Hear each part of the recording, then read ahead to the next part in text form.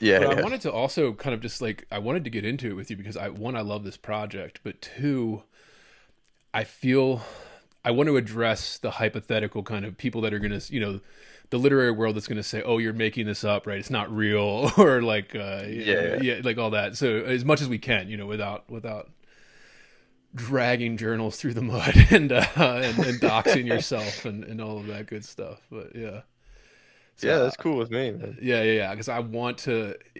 I mean, people have no idea. I think people, especially that aren't in the literary scene, like what it actually is right now.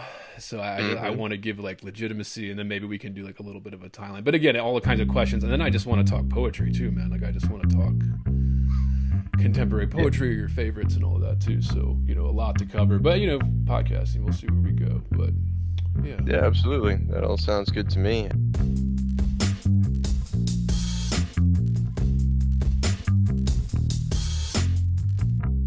Heavy. Bored. Heavy. I am heavy, heavy, heavy. Bored. I may say that the male is entirely hostile. No! Dinner, Resources. life, friends is boring. We must not say so. this is Andrew Wittstadt, and you were listening to Heavy Bored, and we're recording this on April 12th, 2025. My guest today writes under the pen name Jasper Ceylon. He's a writer, poet, scholar, and operates a Substack page under the same name. But his latest book is an elaborate hoax, a years long project of writing and submitting fake poems, hoax poems, to journals and literary mags all over the country. And not only getting 47 of those poems published in 30 journals, he also got nominated for awards by these journals for the fake poems, the hoax poems. The book is called Echolalia Review, a satire of the Contemporary Poetry Journal, published just this month. And Jasper is here to tell the wild tale of how this elaborate hoax came to be, how it fooled so many, and to talk about the state of contemporary poetry in general. Jasper, thanks so much for coming on Heavy Board. Yeah, thanks for having me, Andrew. Of course, of course. I wanted to start this off, and we usually start this off with like more personal questions, but we're gonna keep it since you're doing the pen name stuff. I wanted to ask just kind of like authoritative, establishing authority, right, for this kind of stuff. Sure. Yeah, like, what's your deal? How did this get started? How old are you? Are you an undergrad, grad school? How did you get started with this? Like, what's the background? If you feel free to share that, kind of setting you up to get into poetry and all of this stuff. Sure, yeah. So, I've been through academia, let's say. Many Uh, listeners to the show have, yeah.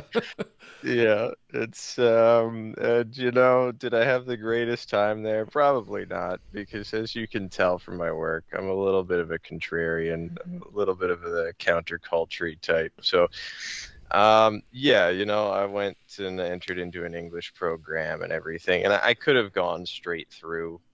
My professors told me I was doing great, all this kind of stuff. Could have gone and done an MFA, all that shit. But yeah, just really, I had the same problems with academia that I had with the poetry world. So um, When this, was this? Like, you don't have to give exact dates or anything, but like roughly, because I yeah, always say like, yeah, my undergrad was like, I finished that like 2014-ish, and then grad school I finished like 2019-ish. And I only ask because I think those timelines do matter. It was a different world, let's say, if you went to undergrad for English in like 2008 than yeah, yeah, if you did like 2013 or something. Yeah, roughly. Like what kind of for undergrad stuff. yeah. So like, I started my undergrad right before the big cultural shift. Like it was in the air, let's say. That's when I started grad school. Is this like 2015-ish, 20? Yeah, Yeah, yeah, yeah. yeah. Because the big shift, they've like sort of pinpointed it to 2014. So like Right. I started my undergrad right before that. And then yeah, kind of all hell broke loose after that. But I took a bunch of time off. I had a weird path, just because of, personal things and living life of it strangely. I traveled around. I did basically everything that, let's say, the I guess, image of a poet would do. A Jack Kerouac novel is Yeah, yeah, yeah. yeah, Like I ended up all over the world. yeah. I almost died like several times. Like I would really like to go into all that, but yeah, I will dox myself if I do that. But yeah, so like I had a very unusual path, and I mean it gave me ample material, and it turned me into the writer I became, so I don't regret it at all. But academia kind of fell by the wayside. But the effort that I would have put into academia, I guess I ended up putting into poetry and writing in general instead. So that's kind of how we arrived at the beginnings of this. Yeah, yeah. I think people don't understand this either. That there. I call it the pre-online and the post-online, kind of the pre-internet, post-internet world. And it wasn't it doesn't line up exactly from when the internet was invented. It's like kind of like you said, around this 2012ish, 2014ish time where social media started becoming the filter that everybody uses to view the world and everything that happens in it. There's like a distinct break from that stuff. So I just like to set that up for everybody because again, there's a lot of doubters out there. Yeah. So you were in college during kind of when this was all ramping up. What were the workshops like in college when you were in there? Just as quickly, because I'm just curious for myself here. Like, and Yeah. not even like you don't have to give the name of the school or anything, but I'm talking like people hear like when you complain about this stuff, you're like, oh, that's only happening at like Harvard or Yale or something. It's like, no, this is like your average state school. Like your average Yeah. local private college. Just yeah, what was that like for you, the experience? Because I mean apparently it turned you off from going to grad school and doing it again, that kind of experience. Yeah. But what was that like? Yeah. Well, I have that fake essay in the Echo issue that's just like replete with the most like annoying vocabulary possible. I just throw in a bunch of Latin at words and all this sort of shit. It's just like basically three massive sentences at first. And I did that because I appreciate academia at least for what it at least theoretically offers. If I hadn't gone and done any schooling, um, I don't think I would have maybe developed some of the skills that I currently have. So, Right. That's cool. But I realized pretty quickly that I was kind of hitting my threshold for what I was going to get out of it, unless I kind of knuckled under and started to, let's say, accept the programming, as it were.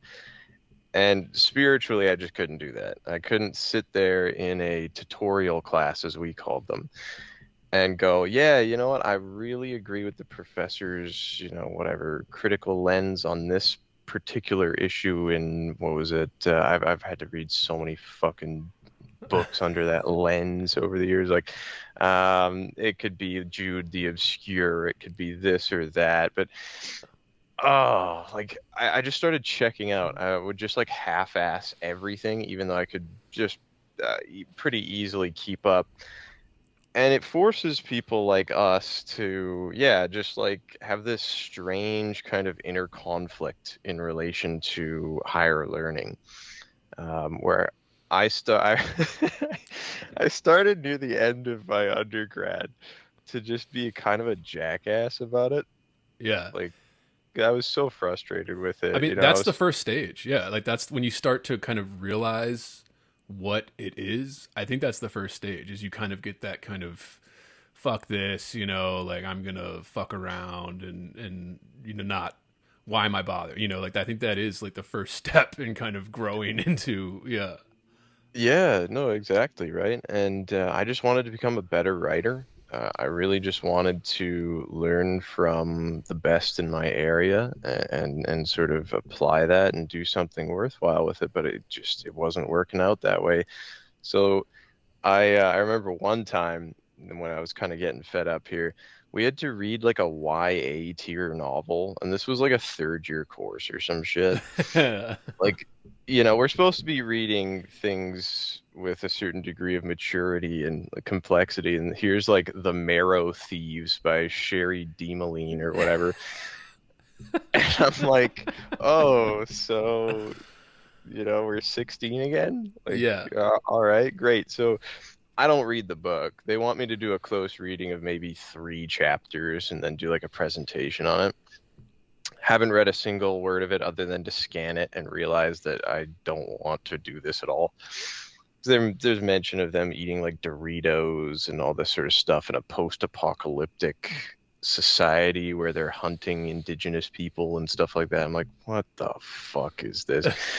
So I go up there. I'm like, hey guys, I'm just gonna be honest. I just sort of throw the book on the TA's desk. I'm like, I'll be honest, it's embarrassing that we have to do this at this stage. This isn't really a degree at this point anymore. This is just like high school plus. And everyone just goes immediately silent. I had one friend in the class, this like Hong Kong like expat rich dude who just drove his dad's like Porsche to school for fun, was just kind of there to be there. He's like, oh shit. Like I can hear him say oh shit in the back. I'm like, all right, man, this one's for you. And I just like for like 15 minutes I just shit on this book so hard in front of everyone to the point where people were like leaving the room. Like they would get up and walk in front of me as like protest. So yeah, I mean shit like that used to happen after I just kind of lost any care for it, and I knew I could be a poet and a writer on my own. But that was my experience in a nutshell with academia. Yeah.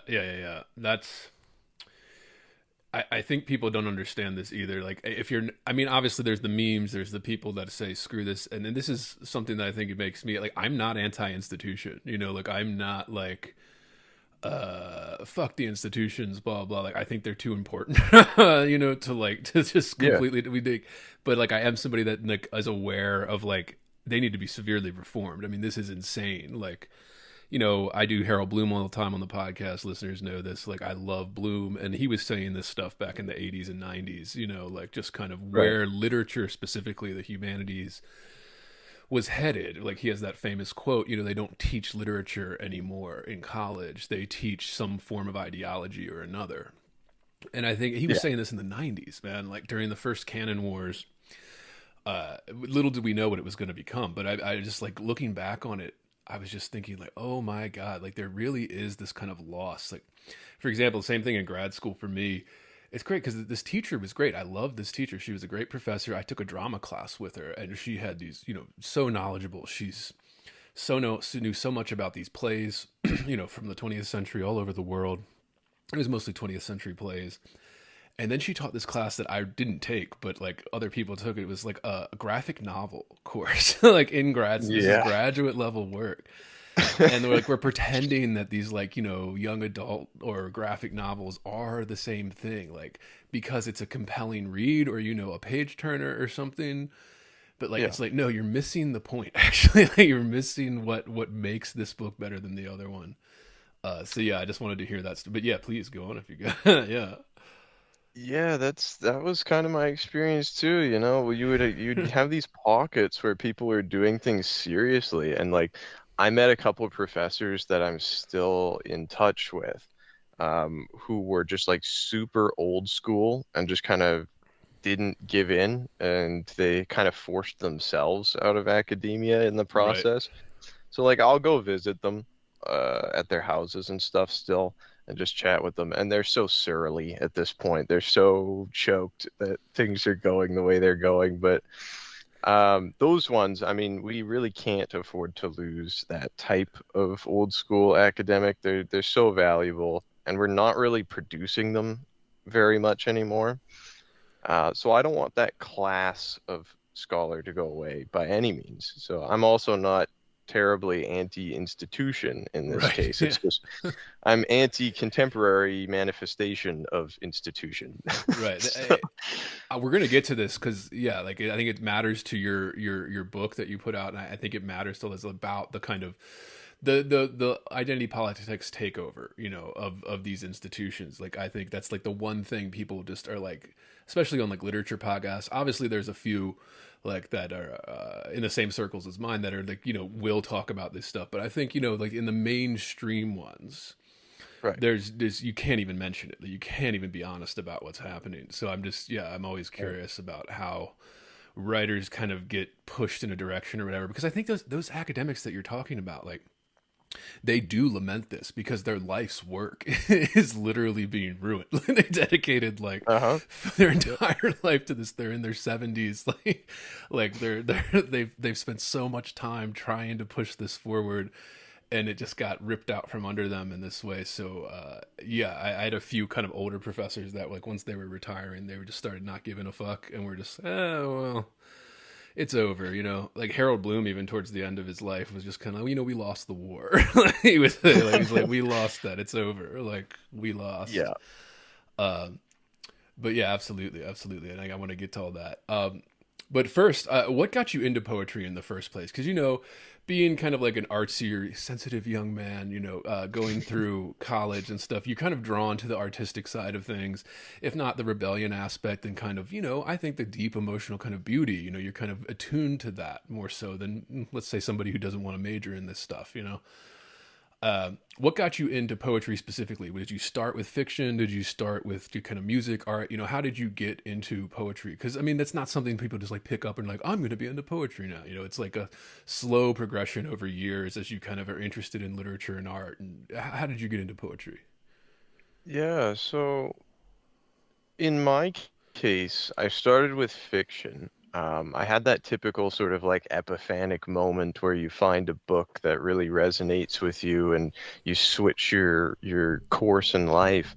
I had one of those, and I've told the story before in other capacities, but that's what kind of started it, where I was set to go down a completely different career path, but something about just stumbling upon, I guess, what literature could be when you weren't forced to read it as a part of this sort of school system was, yeah, it was quite literally life-changing in this case. And so I wanted to be a novelist more than anything, and since I've become that, but it's poetry came, I didn't read it for like the first 2 or 3 years that I was studying English lit. I really just didn't think much of it because the poetry that I was getting exposed to as a part of my undergrad, for example, was just quite,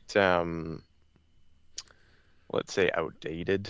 Yeah, and it was post Canon Wars too. Like, Yeah. people don't understand how much it was reformed in the 80s and 90s in terms of what they were pushing. Like kind of, yeah, you weren't reading. I mean, I guess they were still pushing like Eliot and stuff like that, but like only a few pieces. There's Yeah. just so many you're never. I mean, I try to cover them on this pod because there's so many that just aren't covered anymore that used to be pre Canon Wars.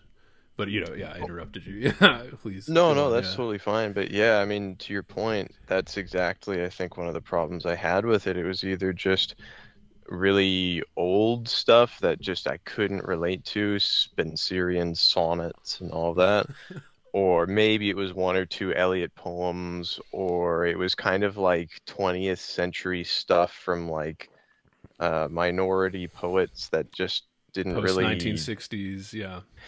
yeah, it just didn't really do much for me. Like, probably wasn't the best representation of what 20th century poetry had to offer.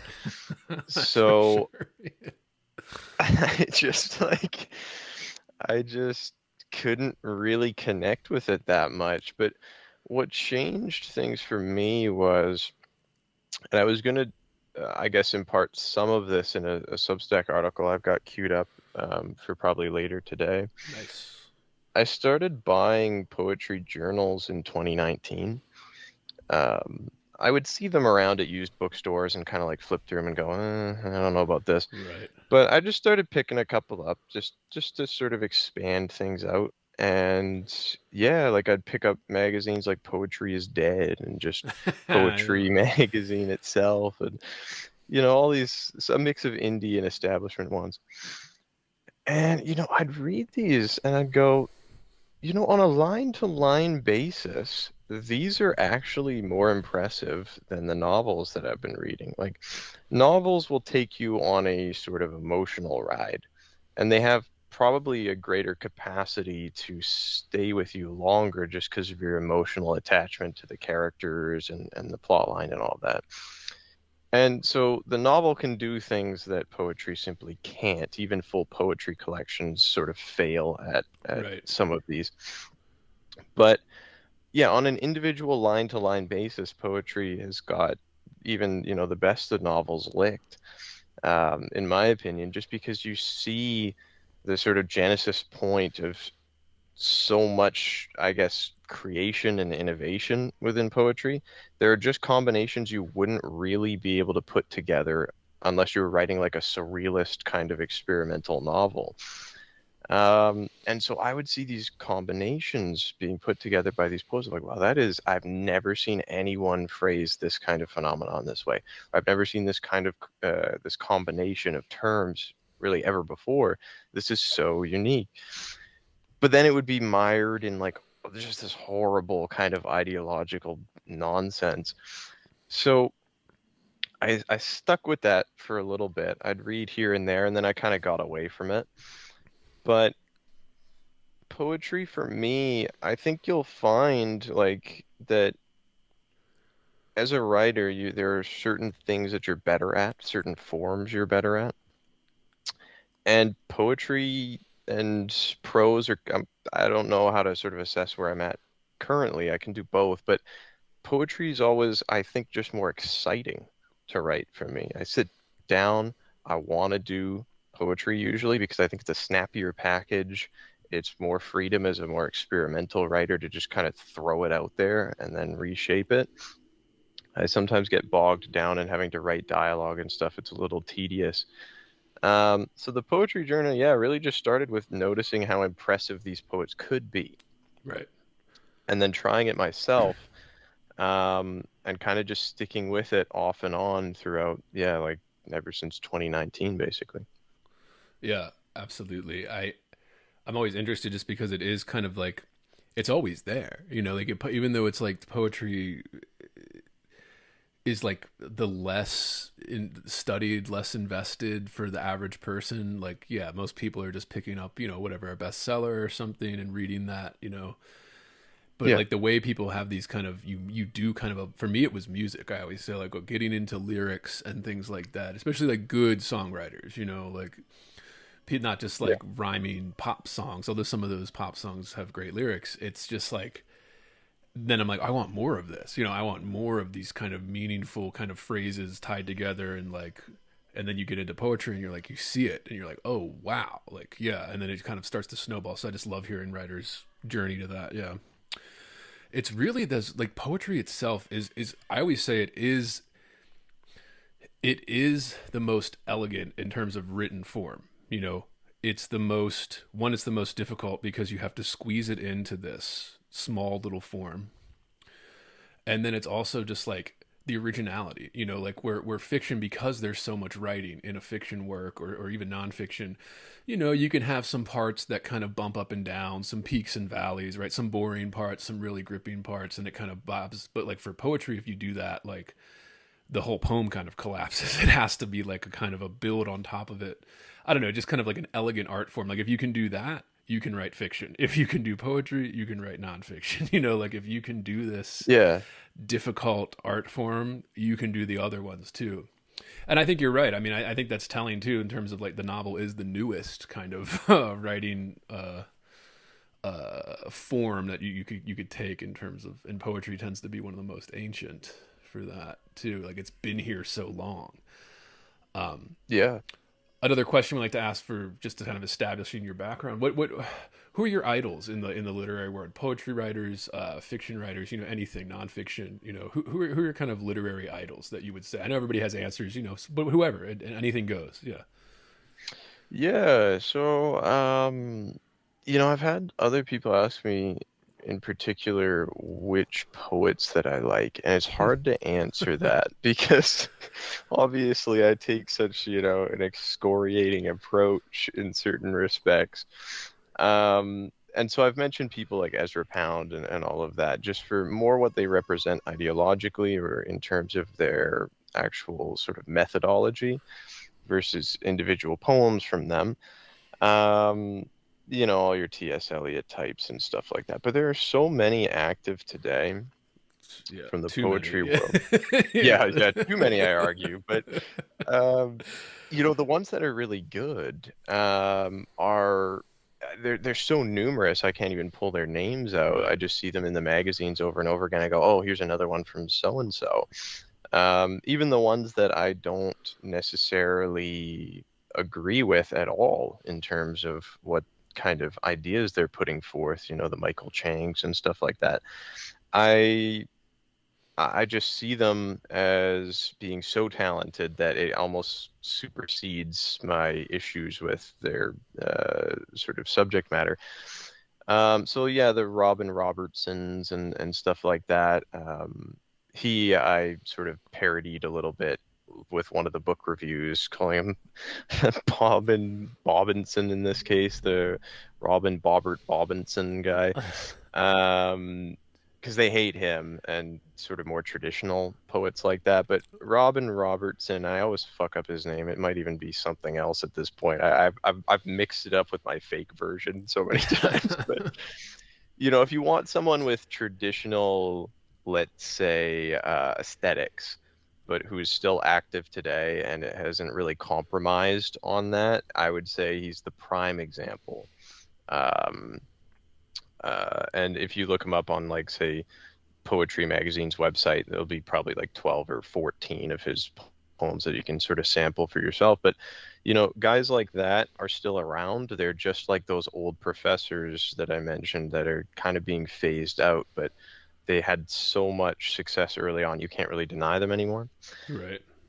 So, those guys I really admire. There are even poets local to me that have gotten book deals and stuff like that that I quite admire. They just fly a little under the radar because they're a little bit more on the traditional side.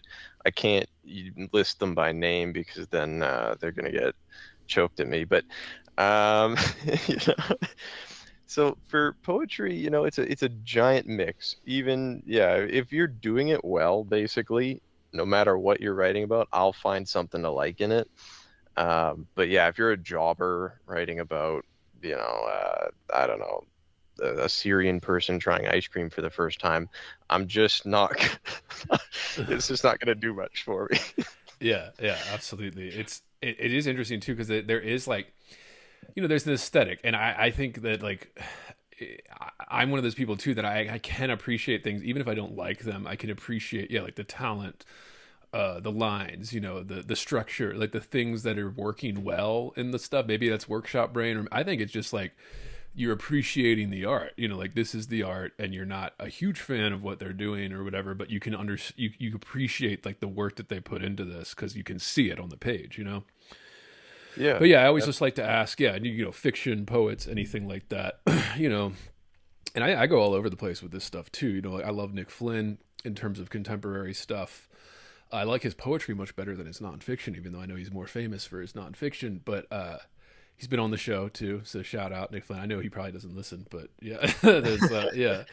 Oh, that's cool. Kaki Wilkinson, she's doing cool shit. She's doing really cool poetry, and it's much more traditional rhyme scheme, meter, very uniform, structured, but she's doing cool kind of stories. Her book that I always recommend to people to check out is the Winona Stone Poems, was her first big breakthrough. And actually Lena Dunham blurbed it for her, which is crazy that somebody like, yeah, Lena Dunham was blurbing poetry books, but still, Yeah.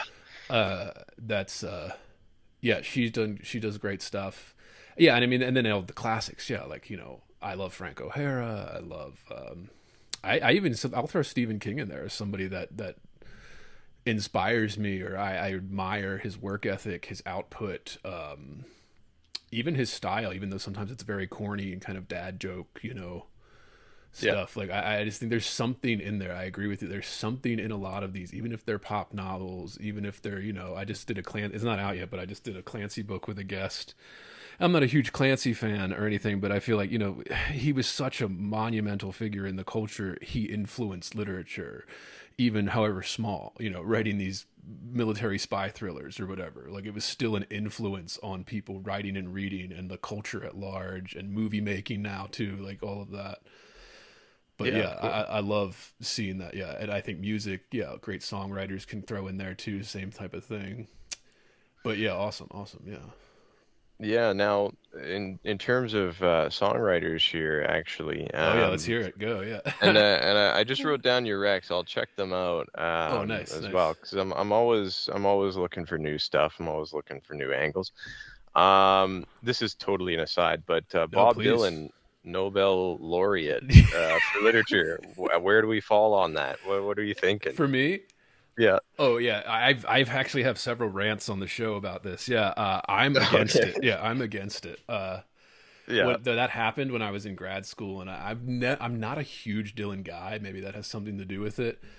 But for me, I was just so irritated that I think it's an example of how low we've fallen in terms of calling that literature.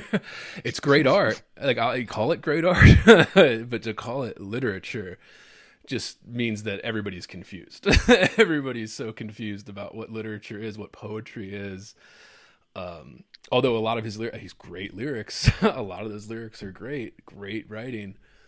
I'm just like, man, couldn't we give him the prize for music? There's so many writers that could have deserved that for literature, that have done such an impact on this. Didn't Kendrick get it for music? Oh yeah, he won like a Pulitzer or something. Okay, so the Nobel they don't give for music or something, right? Like, it's Yeah, and I saw that. I'm like, all right, guys, we're entering into dark territory here in terms of our awards and shit. At least it was for music and not for, like the literature and stuff like that, because that's what he's doing. He's making music. He's making music, and he takes it serious. And I'm a Kendrick fan. Like, I like Kendrick's work. But I'm always just like, all right, at least give it for like what he's actually working in. And even Dylan like kind of like didn't acknowledge that stuff. So yeah, I'm against it. But yeah, your thoughts on Dylan getting the Nobel laureate? Yeah, I mean, I heard that on the radio. I think I was like driving home from like an ex-girlfriend's house, and I heard that. I'm like, no, you can't be serious here. We're giving fucking Bob Dylan the Nobel Prize in Lit. Like, come on. And I looked up some of his older poetry that night, and it's like, it's fine. Right. It's just fine. It's like B tier poetry about being like a sensitive young man. I'm like, that's all right, but like, you shouldn't be even sniffing a Nobel Prize with this shit. Like, like this we could simulate in like pretty easily. I could get his style down and probably mimic it in like a day. So it's I thought it was fun. I find it funny now, but I was in those days before I'd gotten all of this, I was just fucking pissed. Like yeah. That's the other early stage when you start to have that realization, like the anger comes in, the disenfranchisement, maybe, let's say, or just kind of that feeling rejected kind of from the art that you love, like you feel rejected. So then anger comes in, and then, you kind of get acceptance. You go through like the stages of grief. Yeah, absolutely. That's, and then are you a Ginsberg guy at all, or? Ginsberg, I used to really dislike the Beat generation. I think I was more of a modernist. I hate the Beats. Yeah. Yeah. I obviously Ginsberg's the only beat worth remembering. But yeah, please go on. Yeah. like I used to have this just kind of like visceral reaction to hearing about the beats and shit, and I just go like, oh, these guys are just bad modernists. They're just like lazy modernists. Right. Um, Drug and journals and yeah.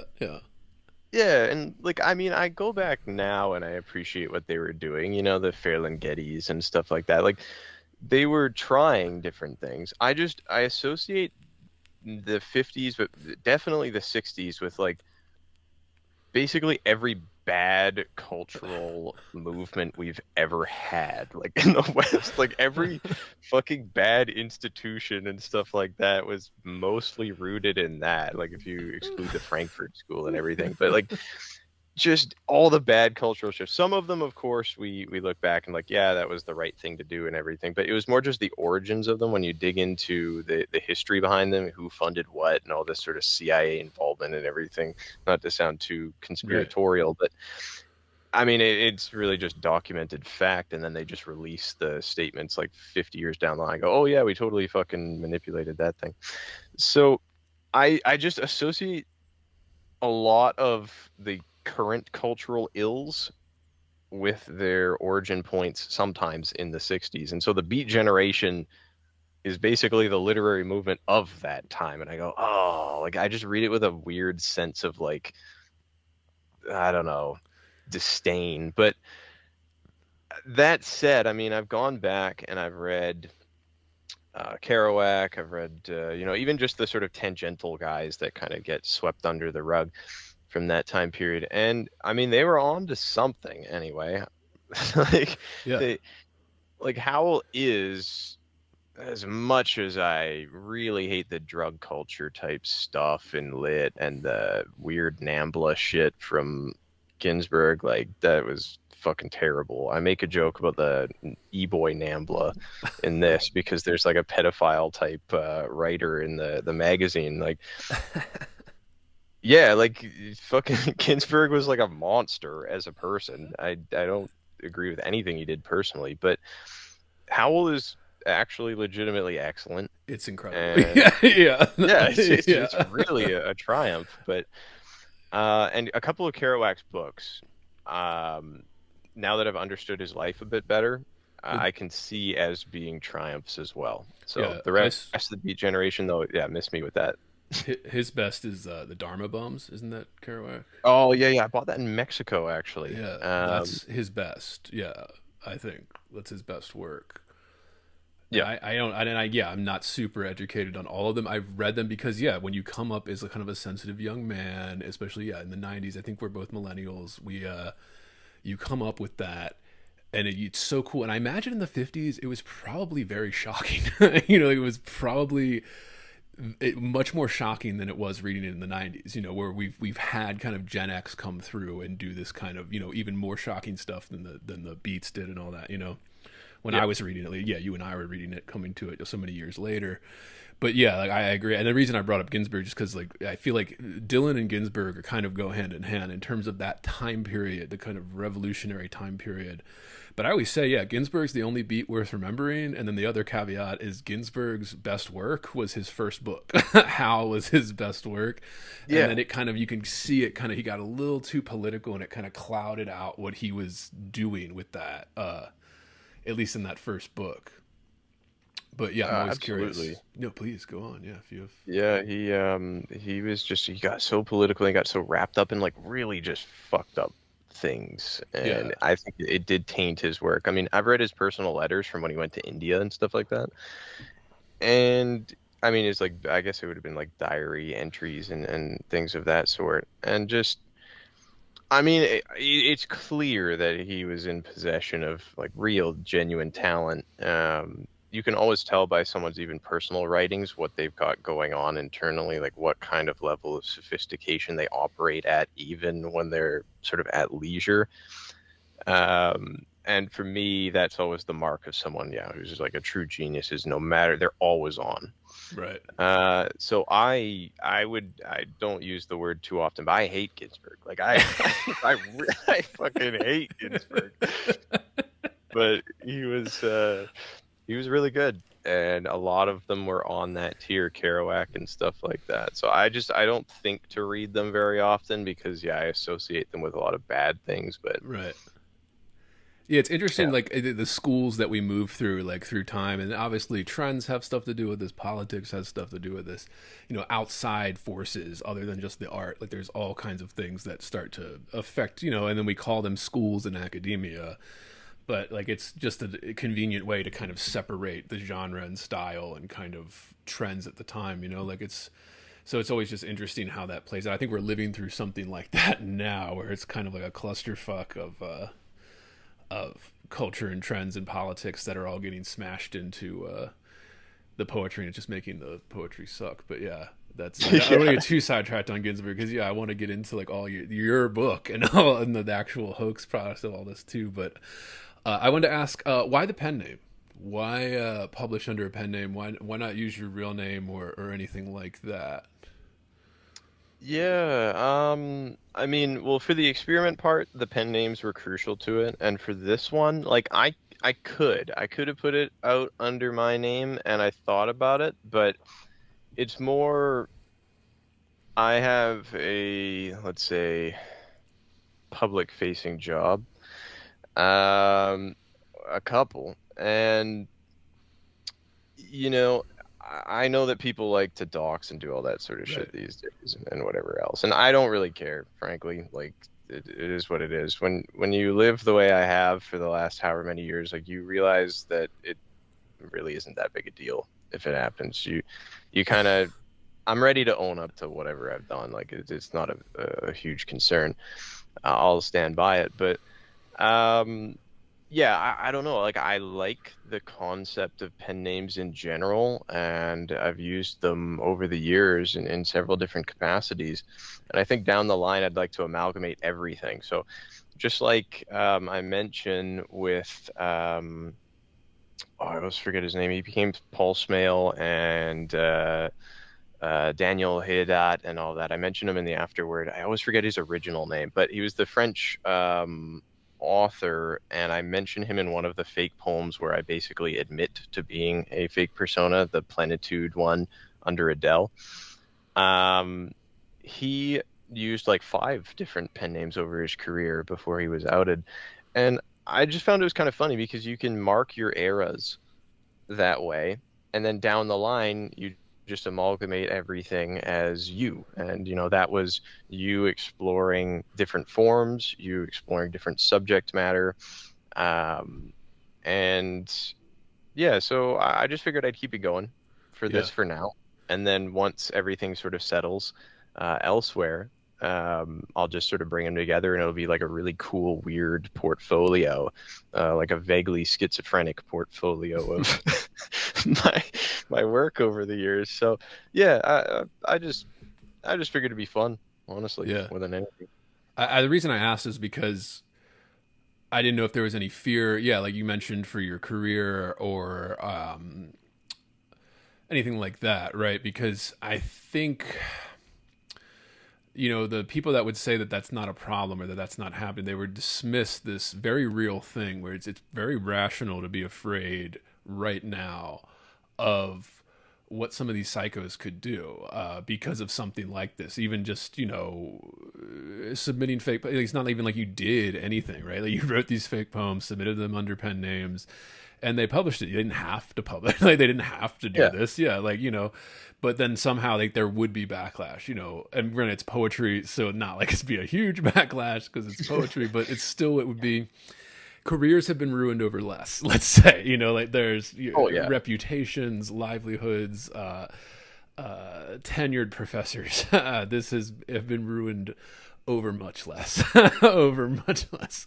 I was Yeah. at grad school, watched this happen during the heat of it. 2017-ish.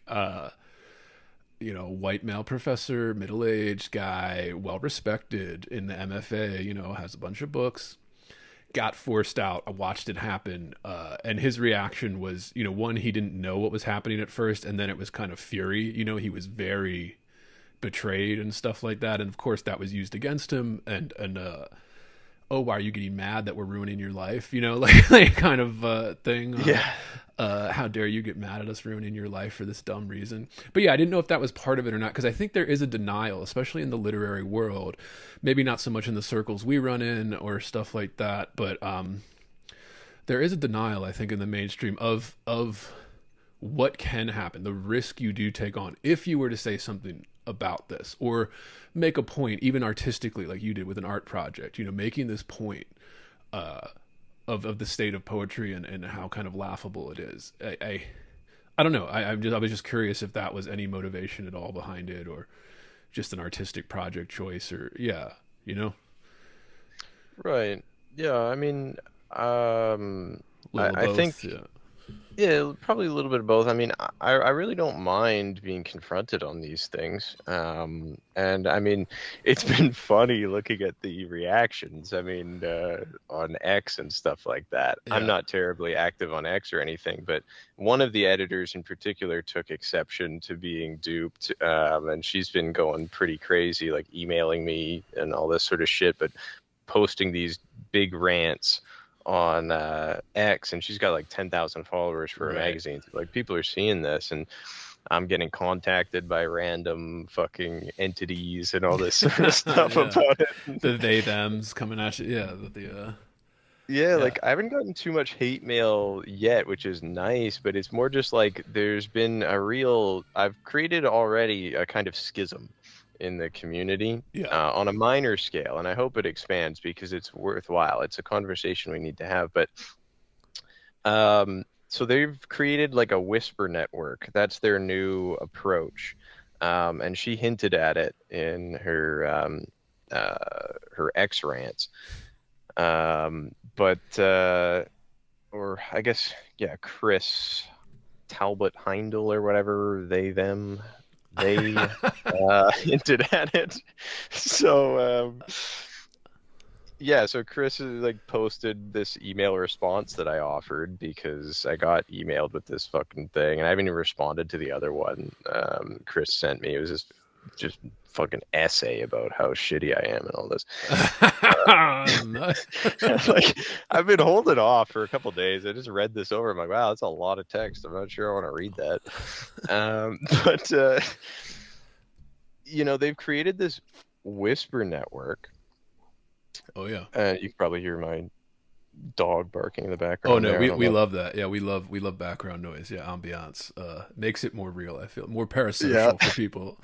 You can know what our dogs sound like, and you hear my daughter crying. It's much more parasocial fun for people. Yeah, she loves to go crazy every now and again. But yeah, so I guess with these whisper networks, they don't like to fess up to really anything publicly. Right.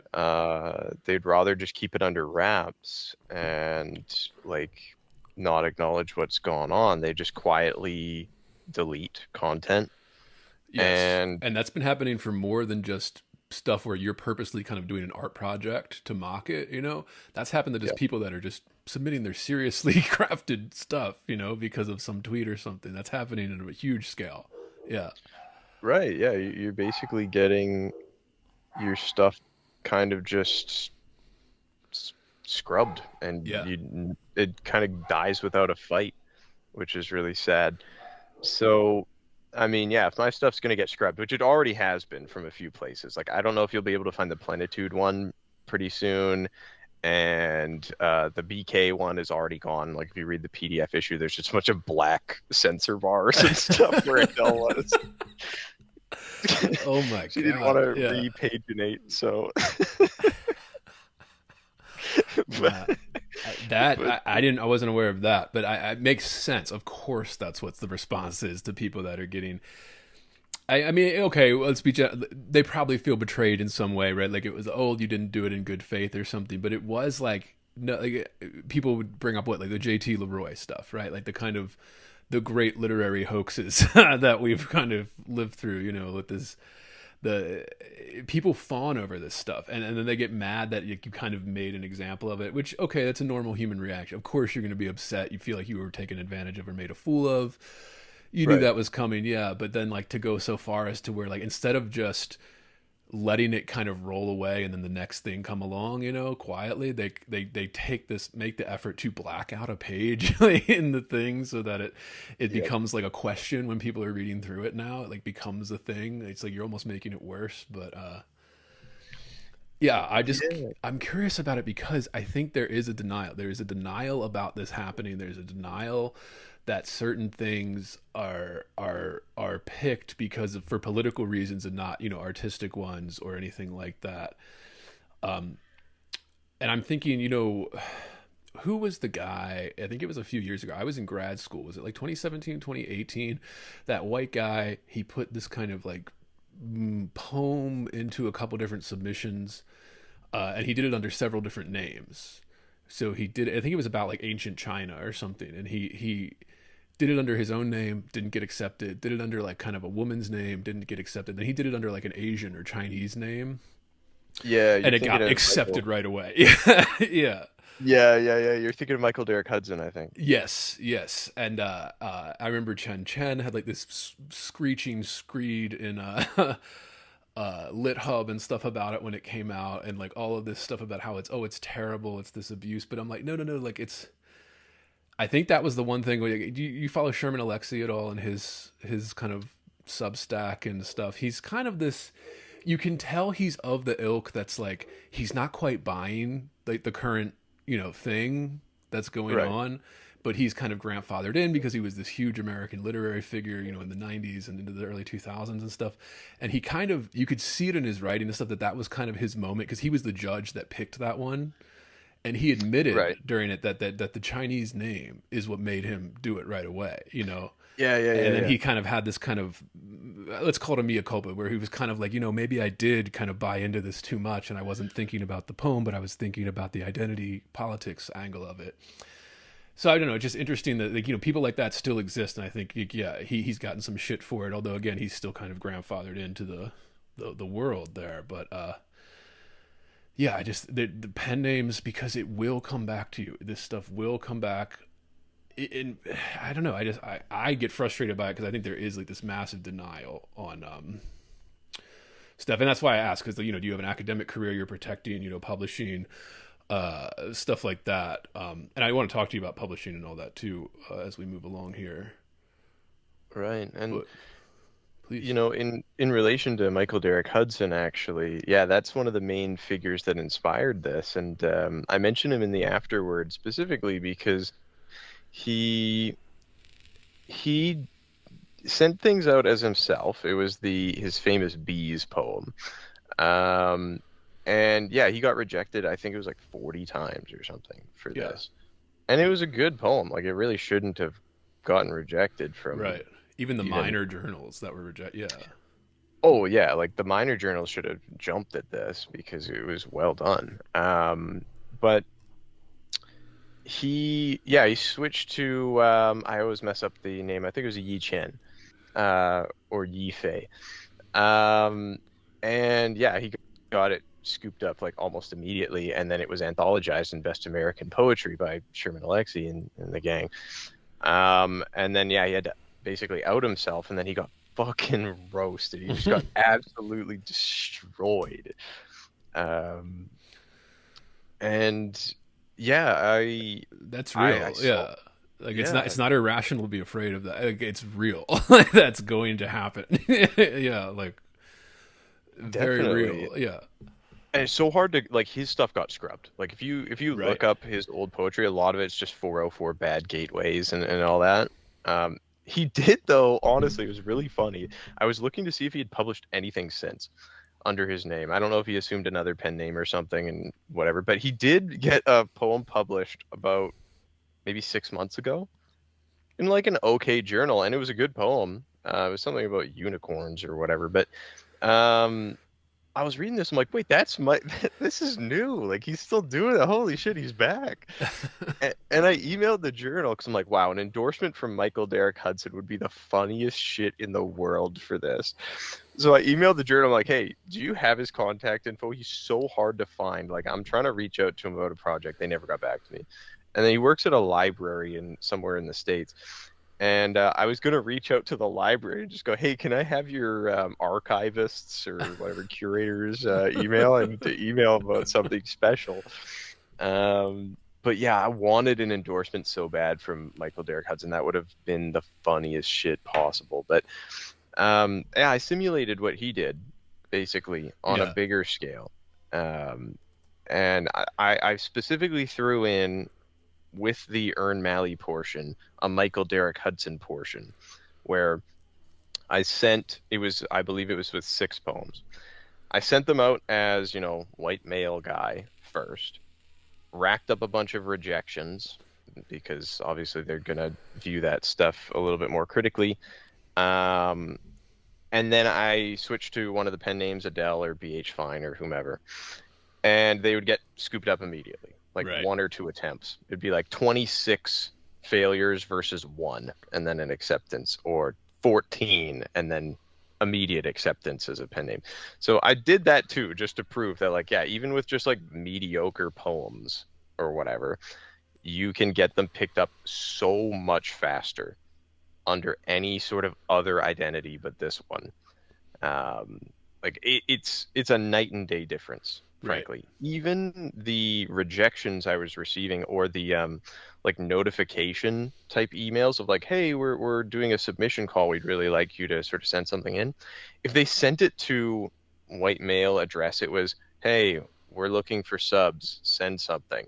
Whereas if it was like Adele, it'd be like, hey Adele, we just wanted to let you know that we're open for subs, and something from you would be great. We'd love to have you try your hand at this. I'd be like, what the fuck? Even the generic like copy and paste, they're giving the better ones to these fucking fake personas. This is unreal. Yeah.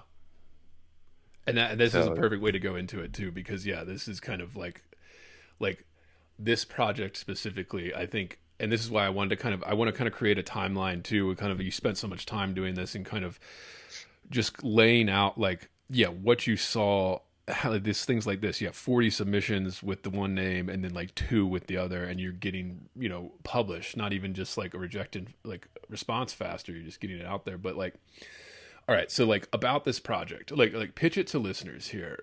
Echolala, right? Or Echolalia? yeah. What the fuck is that? And why? Yeah. What motivated this? Tell me about the project.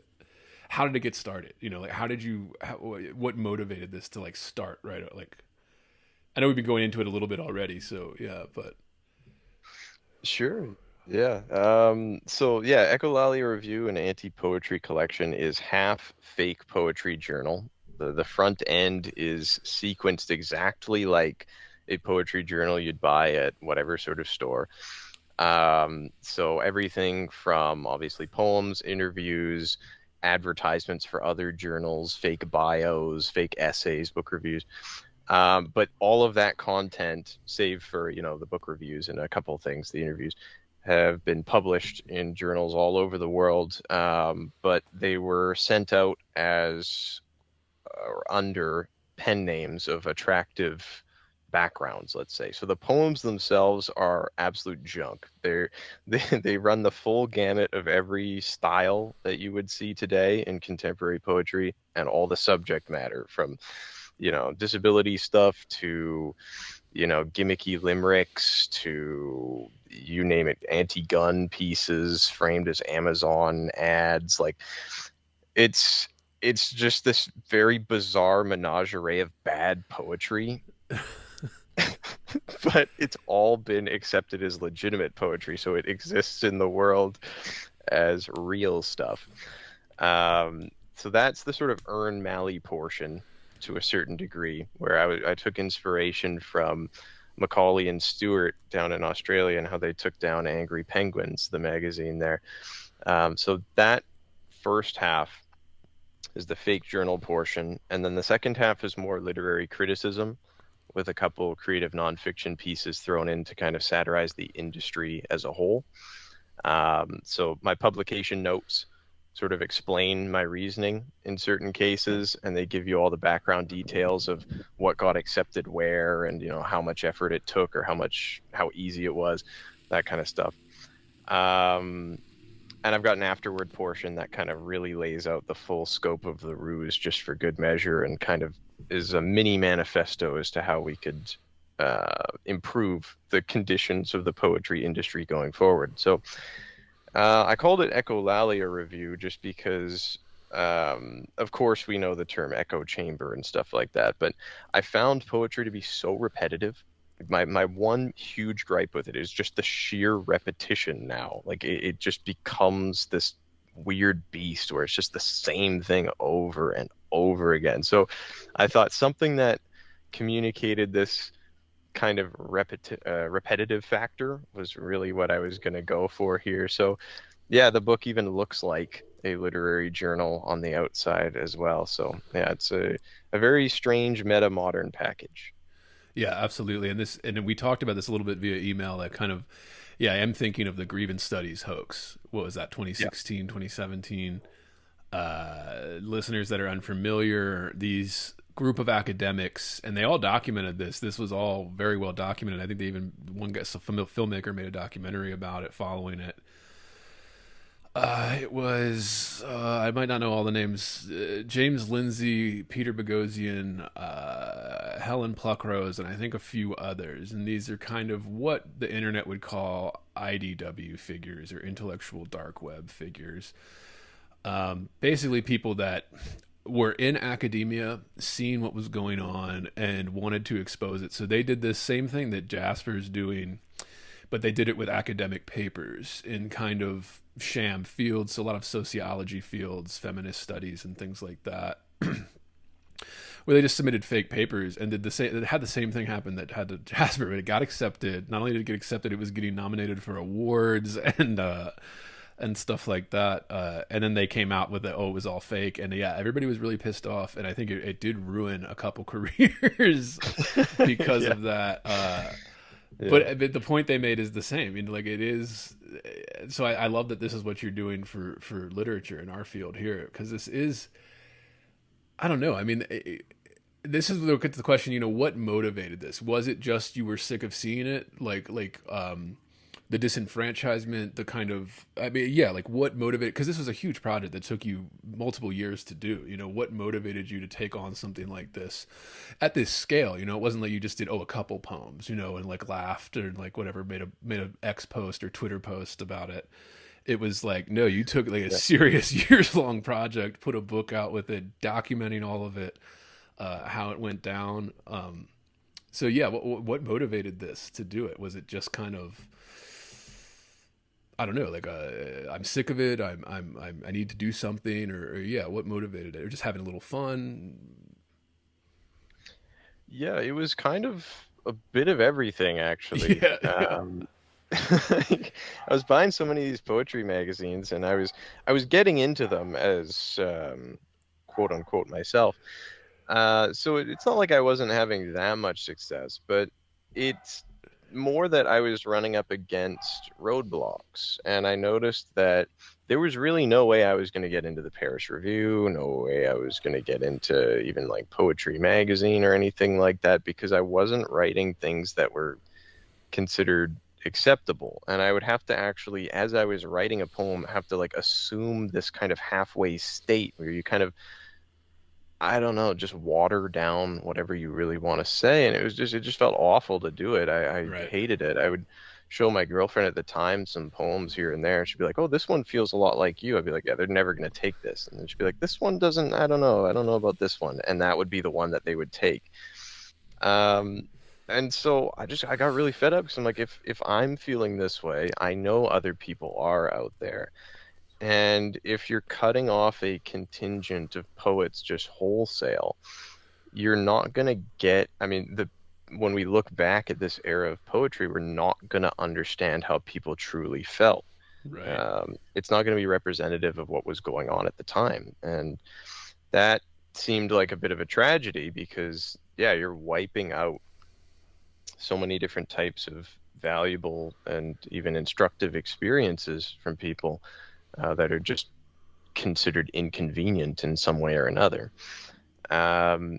like the struggles, say with not to get too political or anything like that, but Oh, you can you know, if you want. Yeah. okay, Yeah, sure, yeah, yeah. yeah, yeah. So like, the struggles with multiculturalism, for example, and stuff, it's just it in certain parts of the world, it's just not working. Like it's Hmm. causing strife for everyone involved, not just the sort of native populations, let's say. Like there's a lot of discomfort around topics like that, and you cannot express anything related to that. You can't go, all right, well, actually, all these stabbings in like the UK are not good, guys. I'm gonna write a poem about this. They would fucking crucify you for even Right. trying to do that. So, I just thought, well, poetry has become co-opted for the usual, you know, purposes, let's say. And it was disappointing. It was really disappointing. I felt like it was really not going to, yeah, be emblematic of anything of real value in a complete sense. So I'm like, all right, what can I do about this? And I heard about the grievance studies at FAIR. I heard about all these other sort of hoaxes and everything. I'm like, even as a one-man team, I think I could do this. I think this sounds like kind of like fun. I don't mind playing the villain, Right. let's say. Because one of the articles I have sort of queued up is the value of the villain role in contemporary literature. And you don't have to be an actual villain, like you hate people and Right. you just want to see them suffer. Like, I don't think that's a righteous villain. That's not what I'm going for. A true sort of valuable villain in this case is someone who has a sort of concept of what would actually benefit the majority of people, would sort of steer us toward living well, and would steer us toward a saner society. And so that kind of villain in today's world has to be a villain because they're going to receive so much pushback from the sort of apparatuses in place and everything. So that was the type of role I wanted to assume with this, and very, very few are willing to do that, Right. from what I've seen. As soon as they get pushed back, they fold. Yeah. So you And got to have guts. yeah, and I the reason I asked the question too is because I just wanted everybody to know that, like, yeah, like the kind of the what motivating this, people would say it's this like evil motivation, but it's actually an admiration and deep passion and love for the craft that motivated it, like, instead, not this like, oh, I want to fuck with people, although there probably is some of that, have some fun. But it's like, no, like this is motivated by a passion and kind of like a way of ringing an alarm bell, like a kind of like, look at what's happening, like look at how easy this was. Yeah, like I feel like, I mean, I'm sure you've gotten it already, like you said, with some of these journals and editors and things. But I wanted to really kind of establish that even, I think, like the grievance studies hoax, that was motivated by them, like because they were serious and passionate and cared about their field, of study and stuff. Like it wasn't some, we're trying to hurt people. It was, look at this. Like, how can we be okay with this? How can you love this field, this art form, and then be okay with what's happening? Yeah. And I do want to lay out a little bit of a timeline here for everyone listening. Kind of like a record created, like especially like the awards and the contest, that like the entry timeline. Can we name names of these journals? Or, we don't want to put anybody on blast unnecessarily. What was the first one that you like? Did it start as just kind of an experiment with a couple poems? Like what was the first kind of moment where you're like, oh, this is going to be a large project? Right. So I, at the time, was living with a girl who was, let's say, vaguely African, right? And she would always get like these weird comments. And I mentioned this, I think it was on the yeah, it wasn't Black Ibis that I talked about this one. This was the Book Club from Hell one. Oh, Love right. Yeah. those guys, by the way. Shout out. Yeah. Yeah, shout out to Jack for facilitating all of that as well, and Levi for coming on to that. I really like talking to those guys. Subscribe to those guys; they're fun as hell. But yeah, so um, I guess yeah, she would get like weird comments all the time from people like, oh, they'd be like everywhere we went, they'd want to like touch her hair and do this like weird shit. And like, we had like a comedy club and they'd be like, we'd sit down, they'd be like, wow, I love your hair so much. Like, oh, oh, can I feel it kind of shit. I'm like, dude, they act really weird around you. Yeah. It's just like, yeah, I'm getting it a lot these days. I don't know. Like people are kind of they're drinking the Kool-Aid a lot. I'm just a person. I'm like, I know, like you're just you. And I I I I saw that with like poets and stuff. They would like fawn over people in the same way. Like, no, these are just people, but you're putting them on this sort of strange ideological pedestal. It's not good for them and it's not good for you. Um, it just causes a really odd psychological imbalance. And so I I thought, I'm like, it'd be really funny if I wrote a poem as who they think you are. And let's just see what they do with this one. And so I wrote the Yaja Gaha one, which is just fake, like Creole pidgin English, not done well. Like um, I just kind of like sound it out in my head. I'd be like, yeah, they'd probably say it this way. I looked up a few YouTube videos of people speaking Creole. I'm like, good enough. So I tried to do like this sort of like new age miniature sonnet type form in like broken iambic pentameter and also Creole. And for that one, I have it here. I can at least read part of it for your listeners here. So I put a Toni Morrison quote in front of this one. It was, navigating a white male world was not threatening. It wasn't even interesting. I was more interesting than they were. I knew more than they did, and I wasn't afraid to show it. And so the poem, anyway, is flit, crit, stit, writ me into mystic. Hinge match want give me his white dick. Say no, mister, he say no, give. Like am Queen of the Caribbean. Speak in pidgin, yeah, speak real idjit. Voodoo practic, castor oil drip.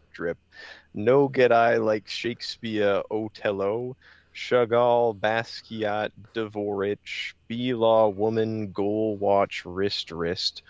Only want wife go master, yes. Fliss crit, flit crit, stit writ, dis bitch into mystic. Soon find out, make fresh blooms go fist. So it's centered on the page and it looks ridiculous.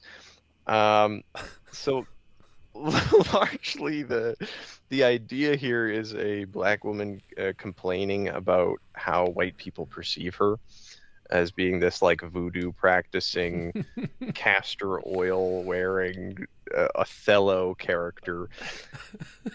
But like I threw in stuff that just made no sense. So like I guess she's going to be a law woman, a lawyer or something in the future, but they think she's just meant to be ruled over by white people. But yeah, so Chagall obviously exists as an artist. Basquiat, they always associate Chagall, Basquiat, these types. But Dvorich doesn't even exist. That's not even a real person. Like, there's Dvorak, the composer, but I just started throwing in like random fucking people who don't even exist as reference points.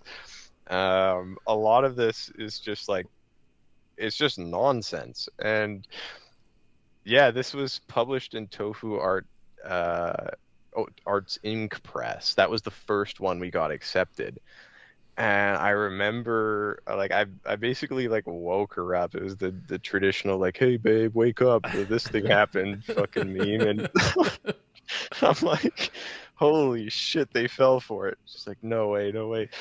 So we went out and we took pictures. Like I wanted like a silhouette because they asked for like a bio and all that stuff. I had to throw together pretty quickly, and like a picture of her and everything. And she's like, "Yeah, I'll pose like whatever." So we did like a silhouette picture, and like that became the thing. But in the picture, we in the apartment there, we had a like an old garbage room, let's say, or like where you'd put. I guess it was a chute to go down to the underground, but it still had the garbage plate on the sort of thing. So I took a picture of her under the garbage plate just to like signify like this is bad content. They're like, wow, this is a really funny picture. Like we love it. I'm like, oh yeah, you do, don't you? Um, Yeah, they ate it up. I remember listening to this, and I mean, I'm not a fan of poets like Donna Smith or anything, but I remember he did this interview when during his kind of peak of, again, during all this time here, like 2016-ish era, where he was on a podcast and he said, like, he described what you're talking about, where he said like these white people would come up to him at like readings and things. And again, he's totally identity politics, like bought into that stuff and all that. But I mean, even just saying I'd probably get eviscerated for this, as I think it's like a they, them, or whatever right. a rule that you have to follow when you refer to Donna as. But he just said, like, he had these poems in that one book about like fantasies of killing white people or whatever. And he said white people would come up to him at readings and they would be like, "Oh, those are my favorite." Like, and he said he would look at him and be like, "Really?" He'd be like, those are your favorites?" God damn. It's this ethos that I think, and people are denying this. Like, it's there. Like, and it is well intentioned. Like, people are like, "Oh, well, we want to give everybody a shot," but then they're like so obsessed with this shit that like they're not seeing what's actually happening here. So that's, I mean, yeah. Please go on, please. No, for sure. Sorry to cut you off, but No, yeah, no, no. I've noticed the exact same thing. It's like it's actually directed towards you, and it's negative. Like they don't like you. They're advocating for your actual harm, and you're going, "Wow, that's really insightful. Like I love what you're doing." You're just like, "Fucking wake up!" Like, It's the "we're going to fucking kill you" meme, right? Like the yeah. with the fire eyes or whatever. Yeah, it's so sad. It's so bizarre. Like you can appreciate the fact that they at least have the freedom to do this, and that there might be historical gripes that they have with, say, particular groups and stuff like that, and you're a part of that group, so take it on the chin, I guess, and you know, but when it gets to the point where, yeah, you're basically fawning over people who actively despise you. You've gone so far off the deep end. I don't even know where to start with you. Like you can obviously start by making a project like this, but that speaks to a deeper kind of psychological distress that I mean I as one individual can't address. But yeah, it's embarrassing. Like, man, have some. I read this in the afterword for male poets. Like, have some fucking stones, basically. Yeah. Like, you can appreciate freedom of speech, this or that, but like, yeah, when they're actively coming after you, and you got to stand your ground here. You got to have some gall, some guts, because otherwise you're just gonna get walked all over. And then we create an industry like this. Yeah, and it's also just like, get a fucking grip, dude. Like, like you're fawning over the shit. Like, okay, like, yeah, we get it. Like, is the poem any good? Like, we get what you're trying. And then I get that, and this is an endless debate and all that with the kind of the in-group signaling, the kind of the term luxury beliefs, the term that if you claim to believe this one thing, it offers you, access to an institution or to publication or something like that. You kind of had to say the lines. You had to repeat what the mantra was in order to signal that, in that particular case, like, I'm one of the good ones, or like don't take it out on me, I'm one of the good ones. Yeah, and I mean, that's, like you said, that's a huge cultural thing that, yeah, like even a project like this can only make barely a dent in, but it's still, I think it is a huge part of the literary culture now. It is what the literary culture is. Like there are like these little pockets, these little niches that aren't that, sure. And maybe and they're getting some play now, sure, but like the majority of the literary world is that culture. It is kind of, I call it the DNC rubric. Yeah. People get pretty pissed at me. Like I went on a podcast once and it was more mainstream, you know, kind of poetry podcast in that, I mean, by mainstream listeners, I don't mean, you know, popular. I mean, literally like in poetry, like, Sure. and, but anyway, I could tell just the way they contacted me. They were a little hesitant. They were a little nervous, you know, like they were a little like, we don't know what you're going to say, you know, like, you know, cause I get it. They're worried about their audience backlash, right? Cause there's going to be like, for having somebody like me on who is, I think, tells the truth, where it's just like, no, let's acknowledge that this is the culture right now. And this is what you're seeking. You're not necessarily seeking good work. You're seeking this other thing here, this political thing, this, in-group signaling, well, let's say, or the luxury beliefs that everybody calls it online now. The wokeness, all right? Everybody's, oh, woke, what is wokeness? That's what we're talking about, listeners. But, yeah, I don't know. It just kind of, the whole time I was just thinking to myself, like, man, like, you guys are just straight up denying that this is happening, right? Like, because, and I've heard you talk about this even on some podcast appearances where there's, you know, you worked in publishing for some time and all of that. And I think like, yeah, I was in grad school. I went through these things. I sat in editorial meetings where this was explicitly stated, not like, oh, we're by beating around the bush or we're hinting at it. It is stated like explicitly, like there is a metric and you can't have this many, you have to have this many white males, you have to have this many, you know, black women or whatever. Like there are these things that are discussed in these editorial meetings, in the publishing meetings. Like this is something that is stated explicitly, and everyone's just pretending it isn't. like it's just not happening. And I'm like, no, this is new. We never used to do this. Like this never used to be part of the conversation. Because I was in journals where this wasn't part of the conversation even 3-4 years ago. And now it's everything. It's the only conversation. And I was just thinking, yeah, what have you seen in terms of this? Because I think that I always think of this too, as I think of, okay, the normie listener who stumbles upon this podcast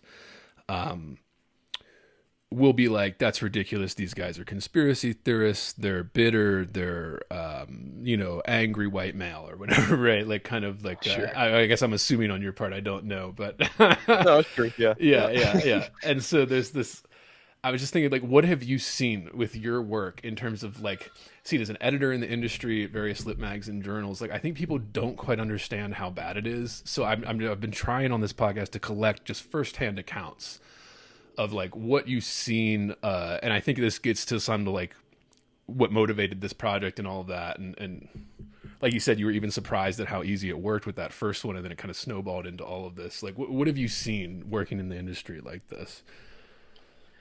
Well, I've worked in the industry as an editor before. I've worked with publishers in, you know, the big cities and whatever. And what you suspect about it is true. Right. Yeah. I mean, I'll just put that out there. It's true. Yeah, it is going on. It's actively happening at all levels. What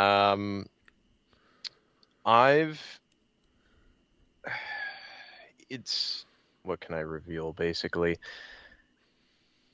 I make the joke in the afterword of Echo that you can basically go on an aggregate site like Chill Subs, sort of throw a dart, go on to any magazine and read its sort of about section, and you'll find some sort of statement about anti-racism or da-da-da, all this sort of stuff. It's the vast majority. I give particular names like Anomaly magazine and all of this. And even the Bitch and Kitsch, which Chris is the editor for. Like, these are like labyrinthine in certain cases where if you go to submit to her or them or whatever, it's like, it's a fucking like 6-page questionnaire. Like, asking you who you are, what sort of experiences you've had. Like, they will not allow this kind of content. There's zero tolerance policy for anything. You can't explain yourself, da da da. I'm not going to write about rape and stuff like that because that's not really my bag. Like, I Right. don't have experience with that. It's not what I'm interested in or anything like that. But yeah, so much as like a mention of something and no content warning gets you blacklisted. Like, queerlings, I think I got into, they needed content warnings for everything, and if you didn't include one, I might be misremembering for them, but I know they had definite content warning type things. I had to put them on the poem that I got in there. Like, yeah, if you misstep at any point, basically you're liable to basically just get the equivalent of shadow banned. Like, Right. they're so gutless they won't tell you. They'll just do this weird whisper network shit, or they'll just block your email address and stuff. They're so scared of confrontation on any of this, and they don't want to have to explain themselves. And it's just this very bizarre, insular kind of community now. So I would obviously put the content warnings on and stuff because I was trying to act like I was part of the club and all this sort of shit. But yeah, tons of these magazines had these questionnaires for a while, like the New Quarterly in Canada and stuff. They've sort of gotten away from the questionnaire portion, but the sort of spirit is still there, and they state it openly. So you can't assume that if you're like a white male or something like that, like us, that you're going to get the same treatment. They outright state they're looking for something that isn't you. Right. And either they're lying, which why would they do that? Then they're just silly. Like, they're either just like quote unquote virtue signaling, as much as the term is stale now, or they don't believe in what they say they believe in. But either way, it's silly. So, and you're not going to get a fair shake. So on the surface level, anyone can go out and see this. You could just spend 5 or 10 minutes of your time. You'll run into this inevitably. Same with contests, like any of the literary contests or anything that are sponsored by institutions or even a journal, there is a disclaimer essentially. Yeah, when you're reading the kind of description or how to submit section, basically like, yeah, a political disclaimer, which is what it is, you know, like it's Yeah. yeah. And even for Absolutely. agents, like when you're fishing for agents and stuff, it depends on how they have you submit. A lot of times they'll just have you, you know, whatever, email them or something and they'll get back to you. But like, you know, they have like forums like Submittable, but for like agents, I forget what the name of it is. Like, you know, and you submit your manuscript, you put in your email, and then there's all these questions that you would get. At least a few years ago when I was doing this, there were all this kind of identity questions about like, Yep. you know, why do you have authority to tell this story? What are your demographics? And they weren't asking this for a government census thing like you would for employment. All right. They were asking for this particular reason. They were asking to know whether they could ignore it or throw it in the trash pile, you know, based on those factors. And I bring this up too because, you know, one of the things I got into on that other podcast that I brought up where I was a guest was I brought up that article that Joyce Carol Oates wrote. Yeah. What was it, 2021-ish or something like that? And she was just talking about what she sees, what she's been seeing and hearing from her friends and colleagues in the industry, editors, publishers, agents. And I was just like, you know, everybody now, because she said this, everybody's pretending that she's some like crazy racist old woman. Like, no, she isn't. Okay. And that is the only argument I need. All right. Like, no, she isn't. She's Joyce Carol Oates. Like, Yeah. and she's writing about what she sees, and she thought, and I mean, obviously it was very, you know, not mealy mouth, but she was being very generous about it, about just kind of how this was setting off like kind of an uncomfortable thing in her, where she was seeing this and being like, what? Like, we never used to do this. That was never a part of the industry. But it's so obvious now, and I think this is a good. Yeah, we should get into the kind of the. It's funny. I want to ask you about all this stuff too, like. Yeah. But yeah, like I want to get into. Basically, let's get into the identity politics of it, because like, okay, this is the thing, right? Like, we have to talk about it. It's, you know, it's not in every poem in the book, but but it's in the book. You know, like identity politics.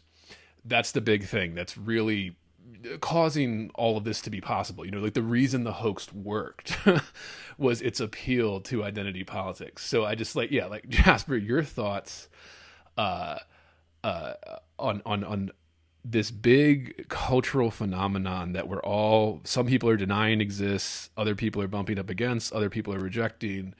Like it's this thing, and I want to talk to you about Poetry Foundation and all of that too, with kind of this. What do you make of it? This identity politics, and this is where I come in with the DNC rubric. It's identity, but it's also tied to like these weird political things. Like you have to go over how well does this poem adhere to these proposed policies by this particular political organization, and not just like how good is the poem or how well does it adhere to kind of structural stuff and on all of that. And I don't know. I mean, yeah, I know that's a huge question. Jasper, your thoughts? Yeah. So, I mean, there's so much I could say on this, especially because I follow it in a broader sense too, beyond poetry and everything, of course, as a lot of us do now. Um, Well, yeah, the Joyce Carol Oates stuff, I saw that on because I'll hop on like 4chan's lit board and everything because those guys are curmudgeons like me, or at least they're somewhat traditional when it comes to the industry and their expectations of it and everything like that. So I'm down with the edge lords and everything there. And that's where I get a lot of my literary news because I just don't want to get it from other sources. Like I just find it so tainted and it's so clearly framed in a certain way. Like if you were to read a random article on Joyce Carol Oates, the reactions to it would just be nothing but what you would expect from Right. legacy media types. So I will say that, it sounds like you've had that kind of experience trying to navigate the industry, right? Oh Where, yeah. you had the questionnaires and all that sort of stuff, right? So, um, that, yeah, all that sort of stuff that she mentioned, it's going on. It's been my experience too. I think a lot of us have picked up on it. And then if you have to immediately, with someone like Joyce Carol Oates, resort to personal attacks, then she's on to something. You can't really fight her contentions, so you're just kind of going around the issue and you're trying to distract from it. And it's a tried and true tactic from these people. A couple I saw tried to go like, well, actually, no, in my experience, agents are not doing this. Who says this is true? Just that sort of lame ass type. That's always the go-to. It's not, yeah, that no, you're making it up. You just suck. Whatever it is. Yeah. Yeah. It's just fucking terrible. It's just bad argumentation, but people fall for it. They get wrapped up in the pathos of it all. So I guess, if it's where this comes from, that's so huge, and I'd have to get into some pretty inconvenient topics, let's say, but I'm not sure how willing you are to go into some of this, but you could look at things like, let's look at some lower level ones like U.S. aid and everything. Actively funding programs that are geared more towards identity politics.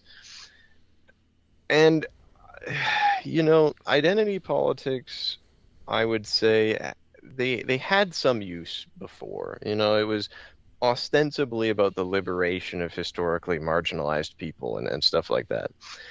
And I mean, unless you're willing to take a stance that they shouldn't be liberated in any way and there should be some sort of like fucking like constant master slave dynamic type thing in society, like unless you're willing to do that, I mean, which is a pretty hard thing. It's funny anyway. Like I'm not going to act like it's not a funny contention because I see guys on Lit offering these all the time, but it's so hard to offer good arguments for that. And then you risk just being completely torched because people are like, wow, you really want people from like Madagascar to stay poor forever just because you want a slightly better life in your country or whatever it is. I mean, it's I'm not going to advocate for people living poorly or anything, or like these massive sort Right. of apparatuses of quote unquote injustice in society. I just don't think. I think there's so much excess. There's so many resources to go around now that really we could all live pretty good lives. Now, do I want everyone living wherever they want in the world at all times, doing whatever the fuck they want? That might be a little bit much. Um, I'm trying to be very diplomatic because I Yeah, could yeah, yeah. be, my usual edgelord, like funny what I'd say with the guys kind of shit. Right. But I'm on a podcast here. I'm trying to So represent my that'll work. get somebody listening to just dig in and dox you as soon as they can. Yeah.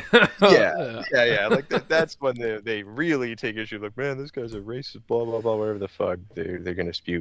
But yeah, no, I want people to live well, no matter where they are in the world, what they're doing. And I'll stand by that. It's more that these identity politics have become so pervasive and so domineering almost in all aspects of our lives that they've kind of run their course and turned into a mechanism of, let's say, I don't want to say oppression, that's a little bit too extreme, but Right. like a mechanism of stultification, if you will, where you're just going to end up fixed in a kind of prison of your own making here if you really adhere to it all the way through and you take it to its logical conclusion. I mean, you're going to want to approach every sort of black person you see and offer them $5 out of your wallet or something Right. because apparently they make less money than you and all this sort of shit. Like, it's just weird, it's bizarre, and it runs you ragged. You can't live that way. Like, I drive to work or something, I see a homeless person on the street, I think to myself, yeah, it'd be great, if our financial institutions weren't so inherently flawed and just so anti-humanistic that this person could, even if they were, a drug user or something like that, still live well, still have a house or something, roof over their heads, even if they were making bad choices or whatever. Like, I think those things, and I go, yeah, that this would be a more humanistic way to live. If we treated even this type of person in society with the dignity that they ought to have. I'm not gonna go get out of my car and go, oh, you know what, homeless man who's probably actively high right now and his pants are sagging down by his ankles and stuff. Do you want all the money in my wallet? Do you want it right now? Like, let me help you, sir. Like, I just need to know that you're going to be okay today. Like, Right. all this kind of stuff. Like, I really do feel bad for them, and I guess I'm trying to look at big picture things, and I'm trying to steer people toward more humanistic modes of living and writing and all of that sort of stuff. Because we all need to pull each other up, and it can't just be one person Robin Hooding or distributing money out of their wallet to homeless people, and that's going to be the fucking be all end all. Um, so yeah, I don't even mind when I see like anti-capitalistic sort of rhetoric and stuff like that. I'm like, yeah, but you're misdirecting it. Like, Yeah. all of this stuff is performative. I can tell you exactly how fractional reserve banking is a scourge upon humanity, but you're not willing to go that far. You're not willing to look at who's orchestrating this. You will see one type of group involved. You'll see white men involved. It's not just them. Like, it's Yeah. really not, and I can show you that it isn't.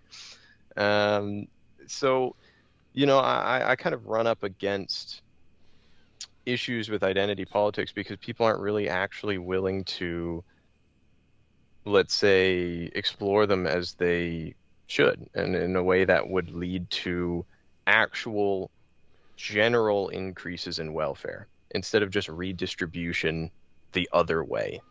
Take money from whites, give it to the guy in Madagascar or something like that. That shit just sucks, and it creates an imbalance on the other side, or it just drags everyone down.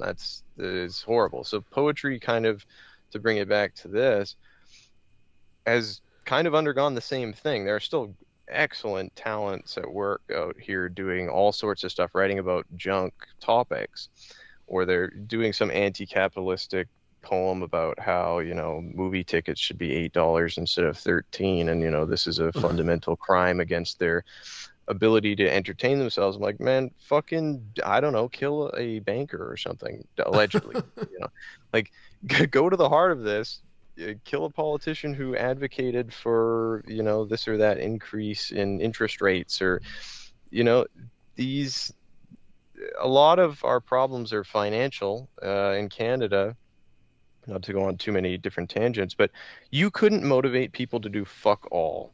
They were just like mired in this ideological nonsense, but they were just kind of letting everything slowly get worse around here. And as soon as money got involved with these tariffs and blah blah blah, suddenly there's this like nationalistic movement. Everyone's Canadian and da da da, and we got to fight back against the Americans. I'm like, man, fuck this. Like, you guys Yeah. are so predictable. Like, all you do is threaten your wallets, and now suddenly things change.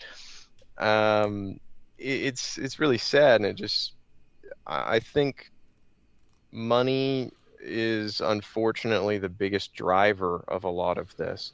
Where the funding goes, people follow. And poetry is kind of similar. They'll apply for the grants and they'll jump through all the hoops to get this money. They'll write dumb shit that doesn't need to exist. They'll do whatever. They'll start magazines and apply for government of this or that funding, and then they'll just kind of kowtow. So, I mean, I can't agree with them because I sometimes want what they want, but I want it in a different, more meaningful and lasting capacity. And they really can't see that. They just cannot wrap their heads around these facts. And so I end up just going, well, I mean, good luck then. Yeah. It is, because this is a good time to talk about kind of what people are calling the institutional capture. And I think it may be easier to talk about a few examples where it's like, it's the thing that I always say, like, identity politics is the thing that it's in the atmosphere. How do you talk about this thing that's just kind of like, it's like a cloud, it's like just kind of hovering over everything in the atmosphere, and you have to it's just a milieu that you're just waiting around it. It's not like, a thing we could point to, although we could point to examples of things like, yeah, like we already talked about with kind of the questionnaires on like submitting to journals or something, or an agent. Yeah. I wanted to ask you about Poetry Foundation, and you mentioned Poetry Magazine and all that, but I wanted to ask you, about kind of the institutions that are captured. What do you think of Don Scher resigning from the Poetry Foundation, or just the Poetry Foundation in general? Academy of American Poets. Are they captured institutions? What do you think about those? Yeah, I actually didn't know about the stepping down of Don Scher there. It I don't. happened during the peak of the George Floyd summer, like the. Oh, gotcha. It was kind of like he got. Basically, everybody turned on him, and he didn't do anything. Right. And I don't think he was the best editor for that magazine, but like, it was one of those buried examples of kind of eating their own. This guy was a good, well-intentioned person. He was trying to do, follow the trend and give people opportunity and stuff like that, with the identity politics as like, the metric, kind of what color is this person? We should publish them, and then it all kind of backfired, blew up in his face, and they made him kind of resign.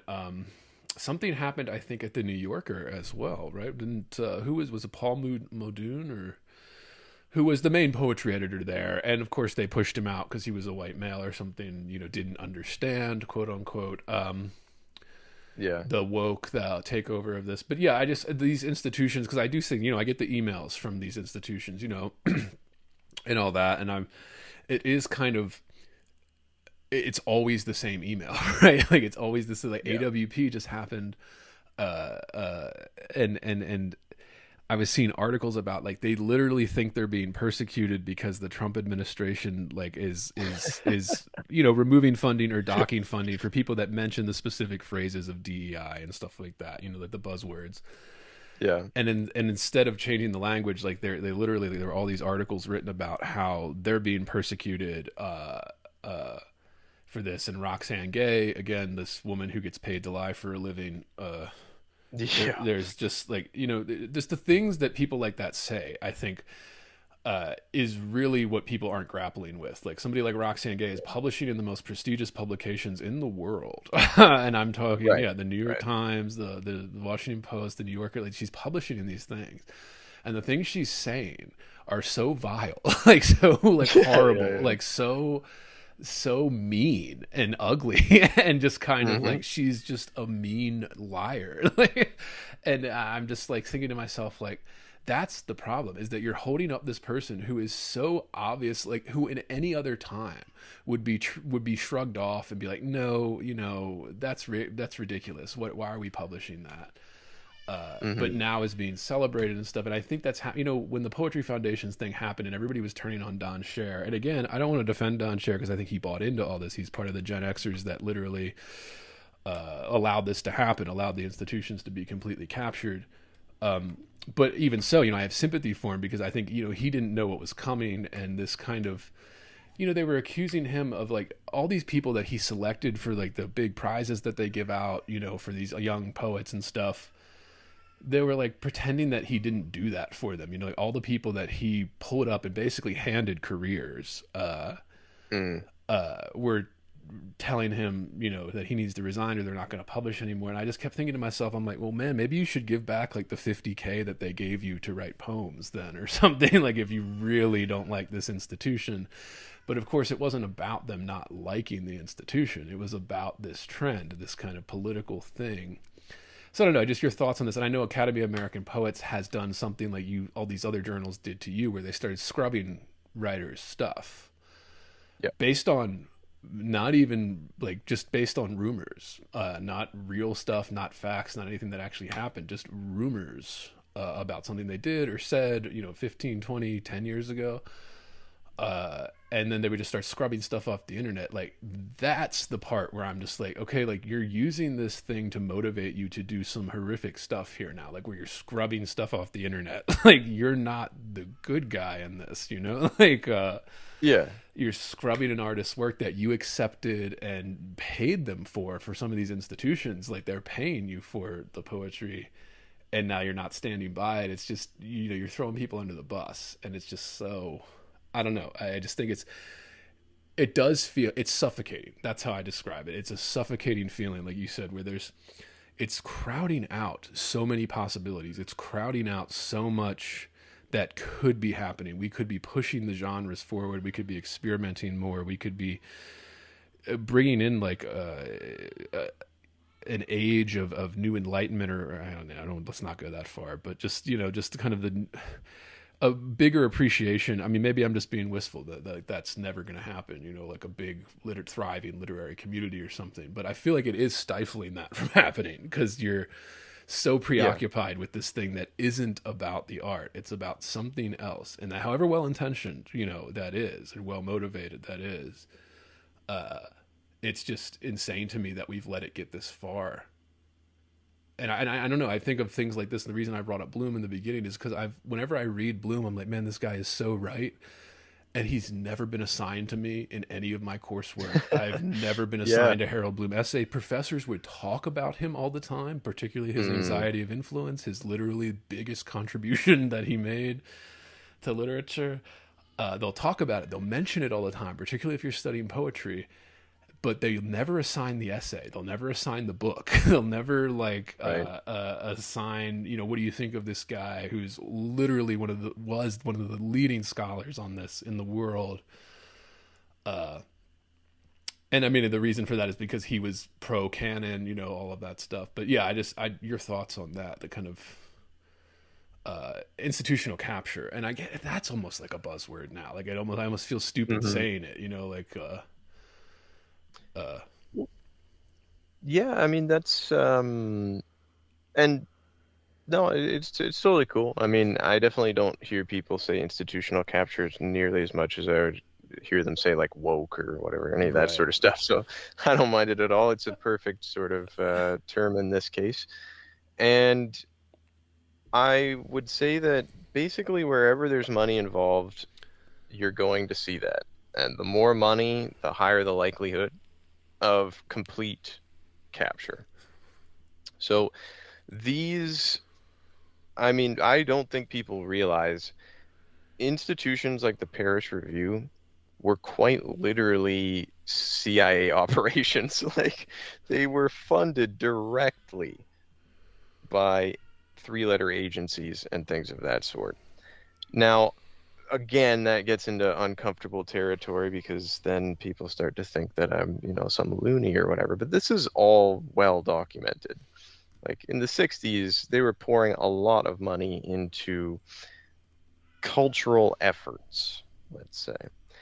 And poetry and publishing were no different because they were a lot more popular back then than they are now. So, you've got money flowing in, and this isn't just like, hey, create a magazine that's great. This is, hey, create a magazine that's great, but also we'd like you to do one or two other things with this too. We got some ideas for what we want here. And it shows. It's very subtle at first, but then when it grows into is this sort of bizarre beast, some sort of strange ideological beast. So, the poetry organization there and, all these different writers groups, AWP, A blah, blah, blah, A this or that, they're all gonna succumb to it eventually because they want this continued steady funding to expand their influence, to pay off their sort of, sometimes executives or higher ups and things of that sort. But they associate influence with money a lot of the time. If they're getting money, that means they're doing a good job. People are liking them, so to speak.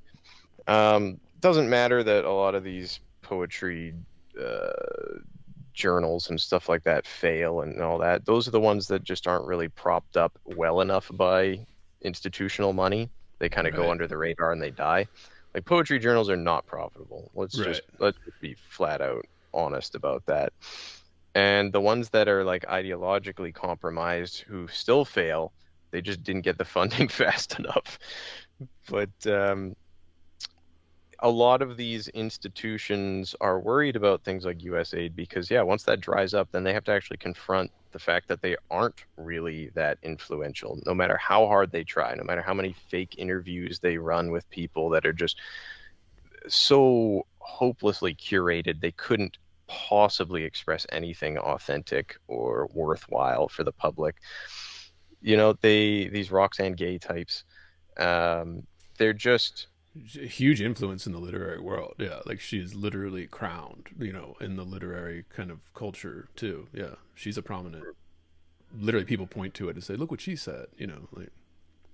Yeah, and that's a carefully curated figure that succeeded. Like, they put enough money into raising her to that status that people now just kind of accept it. And it doesn't matter if she spouts vile stuff or isn't very talented or this or that. It's kind of like a news anchor. They're just there. They're, no matter what, you're just going to see them. And then they have that kind of default influence over you.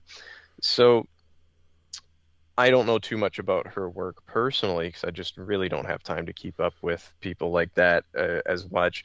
But I go back to the maxim when it comes to things like propaganda in general, if we're talking about her and her influence, where people often feel that they are being propagandized too, and they don't really know how to put their thumb on what's going on.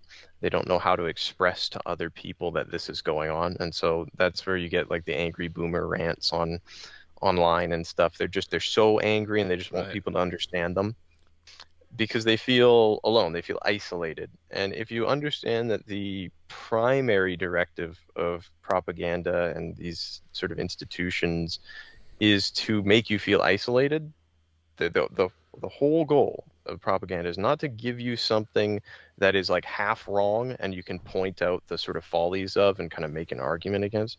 It's to give you something so blatantly wrong that you feel almost enraged or demoralized in the face of it. That anyone is accepting any of this at all and just running with it out of bad faith is so distressing to you that you actually end up kind of just melting down or Right. doing any of this. So figures like Roxane Gay, I don't know too much about her, but they are just agents of this. They just cause people like us, if we're not as sort of with it, to just start melting down. And then Yeah. we check out of these institutions and they get to kind of run amok. So I don't want that. I obviously want to clue people into the fact that this is what they're doing. Like they're saying they hate you, and maybe some of them don't actually, but they have to say that. But they're just following the money. They're following the money from these bigger governments and Soros type institutions, let's say, without getting too far into it. You know, and those are the true bad actors. Yeah. I remember the first time I ever got kind of dogpiled online was in 2020. And I was naive at the time, didn't understand what I was walking into, essentially. But it was during the blow up of the Poetry Foundation, and I was still on Facebook at the time, and I just said something about how, like, this is ridiculous. Like, what are you talking about? This isn't a racist institution. This isn't like, and then the big thing was they wanted to force in the demand letter that all these people signed. They wanted to force the foundation to spend down the endowment that they have. I think it's something like upwards of $400 million. Holy shit. And I was just thinking about, but like, the thing I said that got me in trouble was I just said, look, like, why do you want the only institution in the world that literally provides free poetry to everyone in the world and that has a fantastic archive that is free, you can access it whenever you want, why do you want them to have less money? Like, and the same thing with like the laws with that. I'm like, you just don't understand what you're talking about. Like, you don't want them to spend down their endowment, because then they could have less money that they take out every year, because there's a law that if you're a nonprofit organization, you can take out 5%, without having all the tax burdens and stuff every year. Mm-hmm. And I'm like, and with that 5%, they fund all of those fellowships. And then those fellowships aren't like nothing either. They're like $50,000. Which is more money than you're ever going to make writing poetry. These are serious things. Like, this is not like, and I'm like, why do you want them to like not be able to do that now? You don't even know what you're saying. Like, you're talking about destroying like one of the only poetry institutions that like helps poetry spread to the world for free to everyone. And you want them to be able to do less of that in order to not be racist. Like, you're not even making sense. You don't even know what you're talking about. And then it was some editor from Tupelo Press or whatever that literally retweeted me or whatever. And then I just started getting all this friends, people that I went to school with, that were literally like calling me a racist or whatever. And that was my first realization when I realized, oh, wow, the people, even my mentors, like the people who know me very well, would turn on me in an instant, would publicly denounce me in an instant if it came to it, and that didn't happen, but that was my first kind of realization of, oh wow, like something's happening here that like wasn't happening a year or two ago. No doubt. And I know we didn't talk too much about the book and stuff too, but there were a few poems that I did want to point out too, especially like I was going to ask about your like poetry pet peeves and things, and like how much of those made it into the book. I was thinking specifically of the poem that's in like Chinese with a few English things. I was thinking of the erasure poem, which I hate erasure poems so much. Like, I'm so glad that it's in there. Erasure is just one of those things right now where I'm just like, this is the easiest, lowest form, like kind of poetry you could ever create. And they're getting published everywhere. People are like, oh, look at how powerful this erasure is. They blocked out all these words, but the word "the" in this whole paragraph, so that they could move to the next one. I'm just like, like that's not creating. Like that's like my whole take on it. Yeah. Best. But the Chinese poem and the erasure poem, and then a few others too. Like those were some of my favorites, where I thought like there were, because, well, one, you did them so well that it's not obvious that they're hoax poems from first glance, although sometimes they are, right? Like, Right. and then they get accepted, and I'm just thinking poems like that. Like, what motivated you to put a poem in mostly Chinese? You know, like, why did you know that would work? You know, I mean, I know I have an idea, but yeah, why did you know that would work as part of this? Sure. Yeah. And the one thing I'll say about the poetry institution there before we move on is Yeah, yeah, please, it's yeah, not that I don't want them to have any funding either. Like, right, it's not that I think like if anyone gets any money, it's just suddenly, yeah, this weird establishment beast or something. That's not quite the case. It's just really the source of the money and how it's being used, and really is it being given in earnest without strings attached, that kind of thing. And I can't say that that's true for most poetry institutions. I would love poetry to be spread for free, as you can find on right. poetry.com and stuff like that, or .org, whatever it is. Um, that's excellent. That's what we need, and I think that's a benefit to all of humanity. So, people who think that I'm firmly anti any type of poetry group or that kind of shit, it's just not true. But either way, yeah. Yeah, So somebody's got to make the sausage. Yeah, like there has to be a little sausage factory somewhere. Yeah. yeah, of course, and it's to our benefit as a group. But yeah. So with Baba, like, I had noticed that they really just love having foreign words untranslated now Yeah, yeah. in these magazines. And I'd read this poem, I'm like, okay, well, I don't read or speak Chinese. So sometimes they would in parentheses include a translation. It's like, oh, okay, this is just like post-colonial lit. Like, oh, I'm proving to you that this concept is better in my home, or like my native language or whatever. And I go, okay, yeah, and kind of roll my eyes at it if they did it too much. Like, I'd see ones where there'd be like 8 of these terms in one stanza. I'd be like, all right, just write it in fucking Chinese then. Yeah. Like, if it's better expressed in another language, write it in that language. I don't mind at all. Then get someone to translate it over or do it yourself after, whatever. But they would just, like, it was a little bit annoying at first, but I understood why they did it, and I didn't really mind.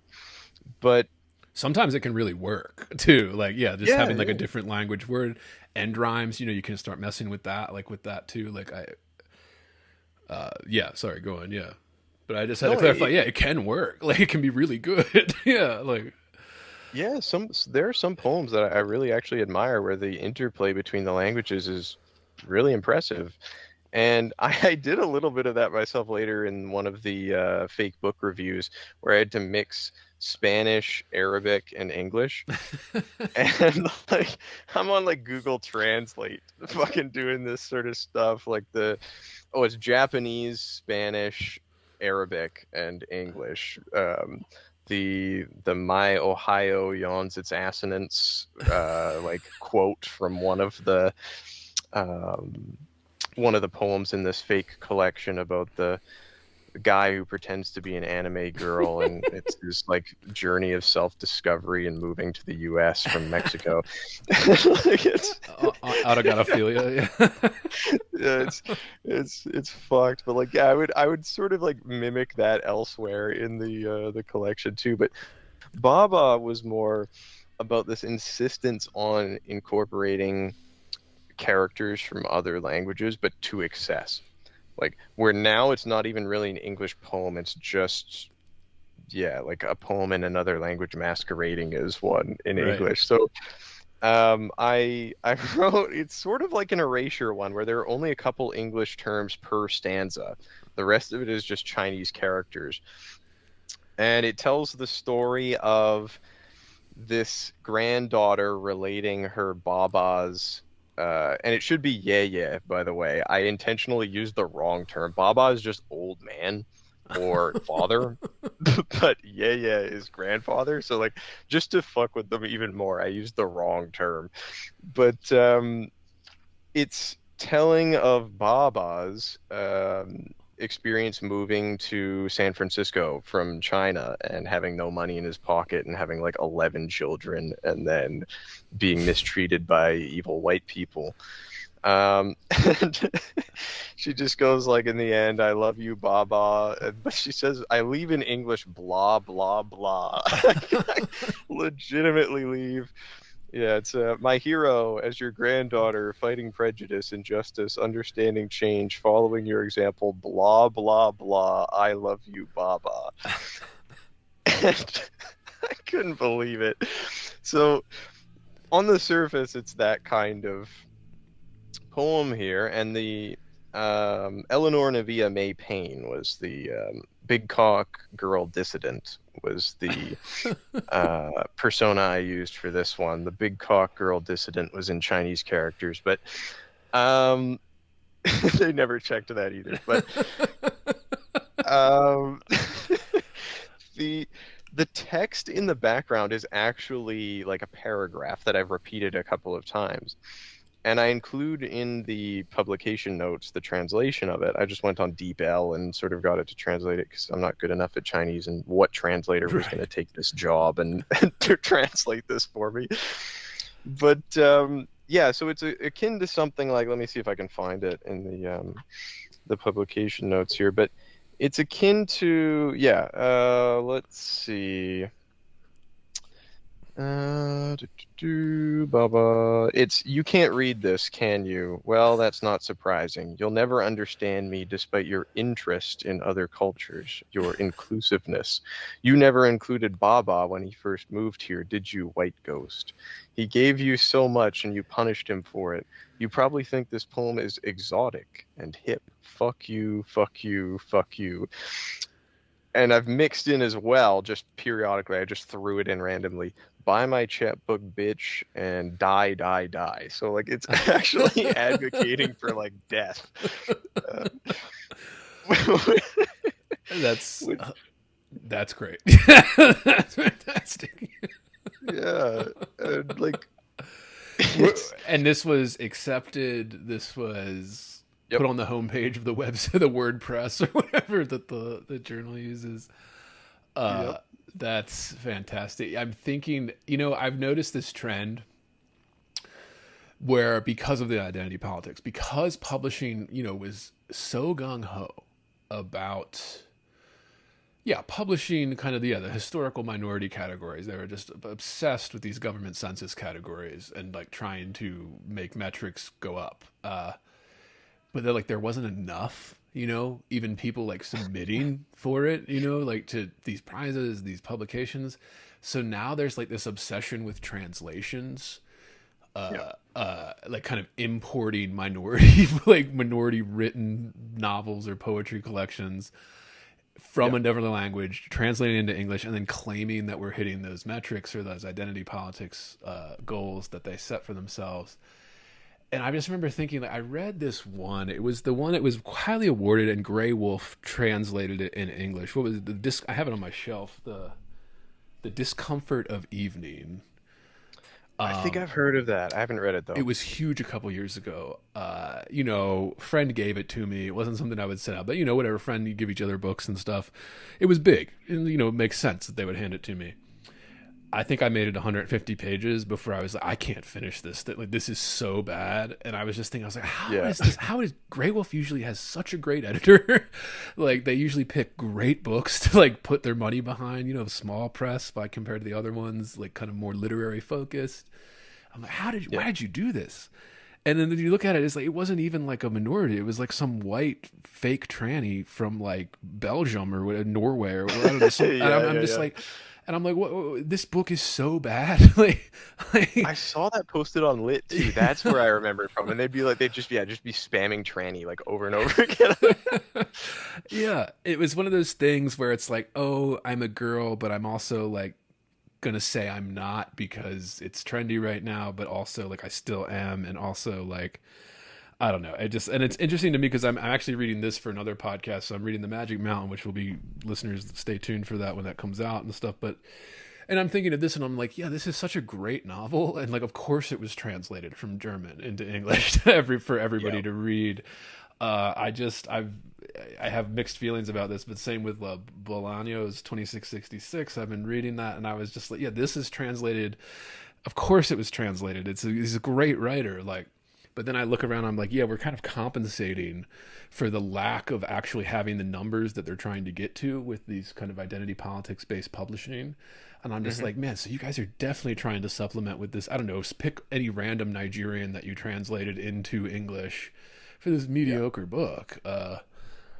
I don't know, but yeah, I just love that that was what you hit on with this poem, the Chinese poem, in terms of like you're hitting the nail on the head.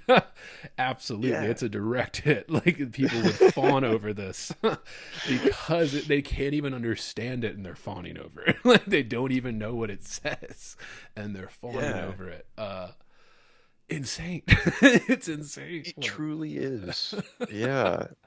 And to your point, actually, about translated works, I've really noticed that. Yeah, they're trying to fill the void by just obscurely picking like a random novel or poetry collection from someone writing in like Catalan or I note one of the sort of fake personas who got published in the fake Echo review portion is trying to resuscitate like this ancient Aztec form of poetry. Like they're so desperate for like this revivalism or like spreading things everywhere through the vehicle of English language that they're going to go to just ridiculous lengths.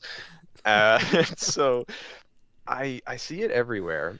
Some of it's good, like some of it's interesting in the sense that you would get a type of experience you simply wouldn't get through English language literature. And so I don't mind some of it, truthfully. Like some of it is fine, at least the principle of it. But yeah, they're picking such dog shit collections sometimes. I have to just shake my head at it. I saw that there was a novel someone gave me, kind of like what you had. That experience there. It was At Night All Blood is Black. I'm pretty sure that was the title of the novel.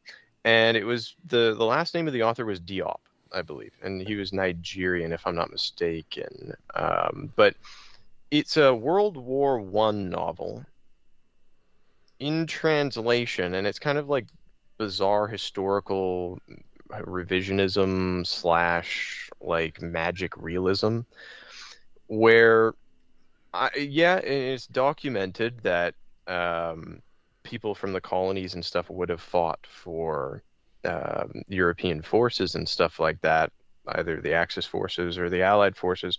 So it's not that they don't have any types of experiences in those wars, and like you could share those would be meaningful to certain readers. It could be a great novel too. Yeah, like very rich topic. Yeah. Like I have nothing against someone writing a novel, I guess, from the perspective of like an African soldier who somehow made it into fucking World War One. Like, cool. I'm not gonna say you can't do that, because then I'm committing the exact same type of mistake that I'm actively railing against. So it's more just how much is this promoted? What kind of awards is it given? If it's objectively a bad book. And I read this thing, I made it about 15 pages in. And I guess it's like an African storytelling strategy where you just repeat the same thing over and over again, but it drove me insane. He just repeats. He's like, I'm son of blah, blah, blah, da, da, da. And I found my friend in the ditch and I went to help him. And I am the son of blah, blah, blah. And pray to God, I did that. And he would just say the same thing over and over again, how he found his friend in the ditch. The first 15 fucking pages does the same thing you could have gotten on the first page. And I'm like, okay, this is like some sort of like oral story tradition, but now put into book form, and like, cool, but I'm really tired of it. This is just not for me. And this won like a major award through Picador Press or whatever. It won a major award.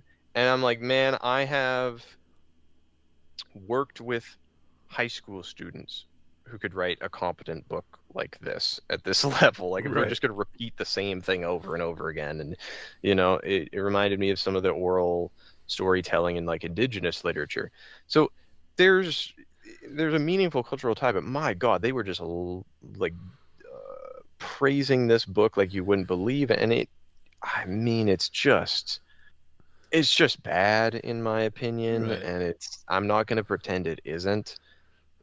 I feel like insane that I can't recognize that there's something good in it, but it fucking sucked. I had to put it down. Yeah, that's where I come in with that whole okay, like, yeah, like, like, this is just like when people are overpraising it and stuff like that, I'm always just like, all right, get a grip, man. Like, you need to get a fucking Yeah. grip here. It's a novel. It can be great, it can be life changing, but this ain't it, bro. Like, we all know what that feels like when you read the novel that's like life changing, great, epic story. We usually know right away when we're reading that. This Yeah. ain't it, man. Get a grip. I think that's interesting too, with the kind of the overpraising stuff. Are you familiar with Tony Hoagland at all? A poet, American poet. Tony Hoagland. I can't say I've engaged with his work, but the name He's sounds vaguely familiar. he's he's definitely of the kind of Gen X style where it wasn't so much about form and structure as it was about kind of the topic. But he died of cancer a few years ago, and R.I.P. I loved Tony Hoagland. But he wasn't buying a lot of this identity stuff. In his last collection, he was really kind of railing on, because he taught college for many years, as one would do with if you were trying to be a poet. But he would write about this stuff, and there's one poem that he mentions about how his students keep taking the stories of their grandparents and like passing it off as their own, like kind of like, no, like, that's not what you went through. That's what your grandparents went through 100 years ago when they came here. Okay. Like, that's not what you went through at all. Not even what your parents went through. That's what your grandparents went through. Okay. Like, and it was horrific. And sure, everybody agrees. Like, yeah, it was horrible. It was racist, blah, blah, blah. But you didn't. You went to school here at the University of Houston and didn't have any issue getting in. Never had anybody spit on you or say something like all of that. But yeah, it was just interesting. And he got into a lot of trouble because of stuff like that. And he was an older white man, so he was getting into trouble. And I remember he got into it with Claudia Rankin at a certain point too, who's another one of these mediocre writers who got kind of pushed up onto a pedestal with the identity politics, and she really leaned into it, like, I mean, hard, which is interesting too, because she's married to a white man and has mixed race children with him, and all that, and it's just kind of like pretending that she's in danger or something because she's married to this white guy and has a child. I don't. I actually, not to interrupt, but I'll get on to the topic of my Kim Ko character, because she's Yes. exactly this person. But yes. but yeah, sorry, continue. No, please, yeah, go on. Yeah, I was just gonna go off on Claudia, so please, it's better to do it, focus on your book than to go on all these tangents. But so this was based on like a Claudia Rankin style character, right? Like kind of like for listeners, I guess we didn't even clarify, but yeah, there's all these personas in the book that Jasper created, all these different kind of writers and poets with the intentional kind of background that I think I heard you describe this as kind of a trending, like whatever would the more trending groups or affiliations or ethnic backgrounds, right? So it was all purposely done to, again, not trick people, although you were tricking people, but to make it seem real, right? Because that's what everybody was looking for, So yeah, I want to hear this. Yeah, please go into that. It was exactly that. And I created more personas for the actual Echolalia review book, where I had 6 or so like personas that I would send poems out under, just based on their sort of identities and what realistically they could be writing about. And then for fun, I would fudge it and have like Adele write, the Holocaust poem, even though she's a Nigerian healthcare worker, she's writing up the Holocaust poem. So, I would fuck with it a bit near the end just to see what I could get away with. But beyond that, the other characters like Dirt Hog Sauvage, respectfully, I only sent some like parody stuff out under him.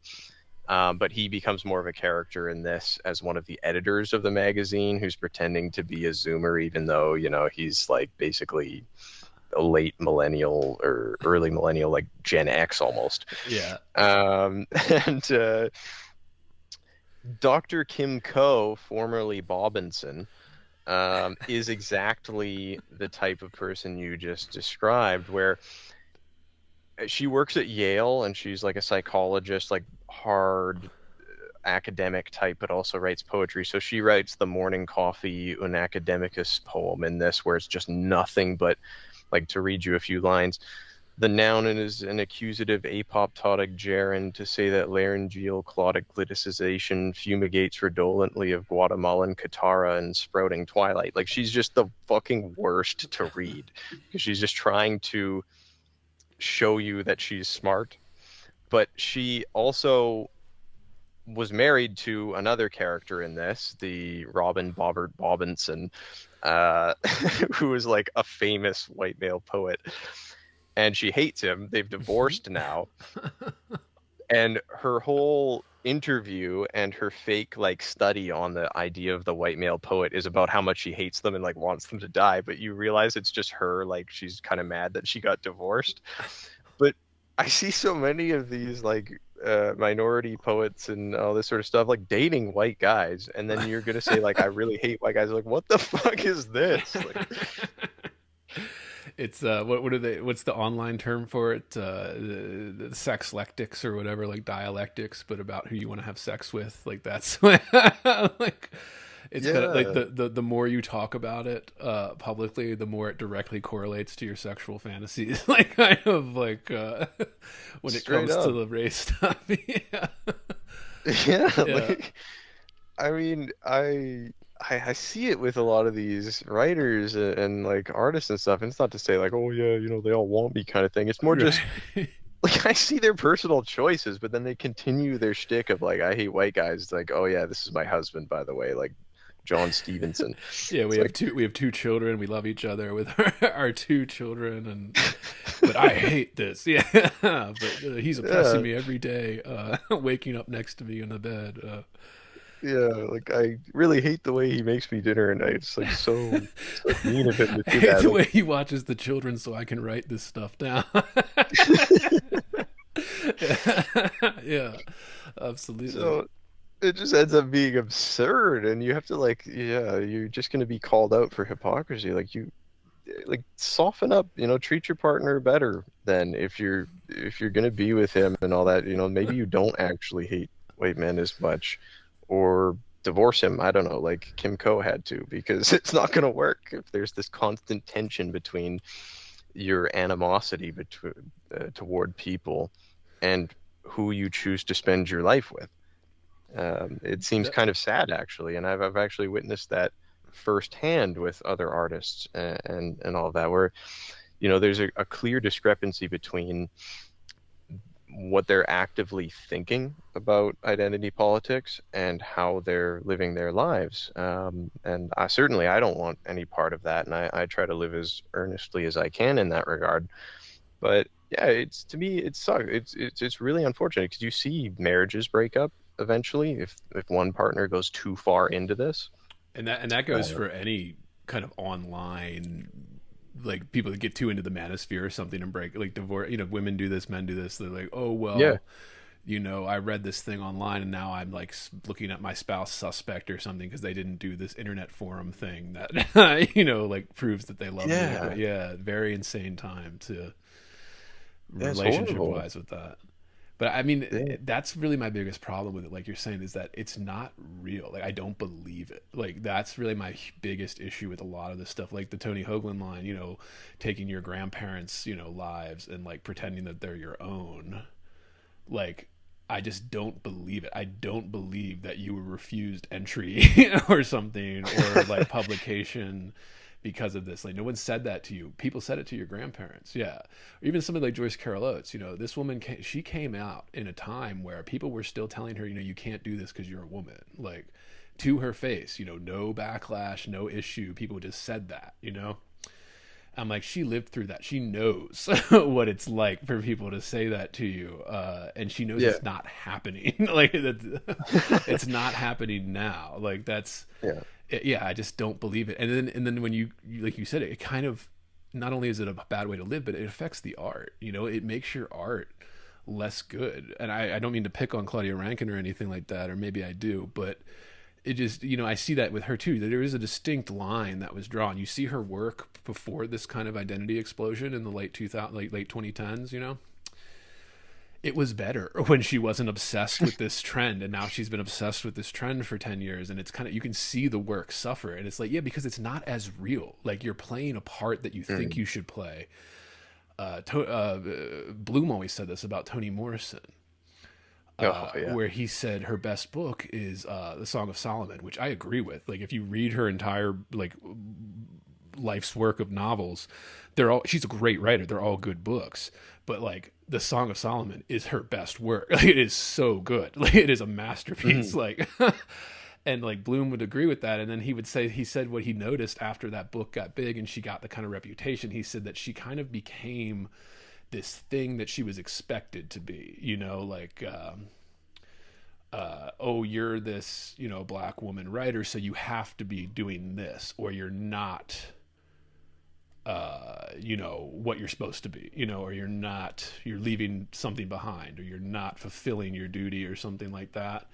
And you can see this with a lot of artists too. And I think that obviously she being one of the bigger examples, where he said that you kind of become a parody of what you once were, because you're so preoccupied by something other than just writing a great novel or writing a great poem, or something like that. You're like, oh, I have to become this figure that's like a voice for the unheard or something. And it does affect the work. And even so, I mean, barely. Her books are still good. I would never say like Beloved isn't a good book, but like, it's not as good as Song of Solomon. Yeah, Bloom's right about that. Like, and it may be because it is maybe bogged down by the, the slave narrative, or whatever you want to say. Like, not that she was, didn't care about that. I would never say that, obviously. But yeah, I mean, you get what I'm saying. Yeah, listeners out there probably get it by now. Yeah, Sure. yeah. Yeah.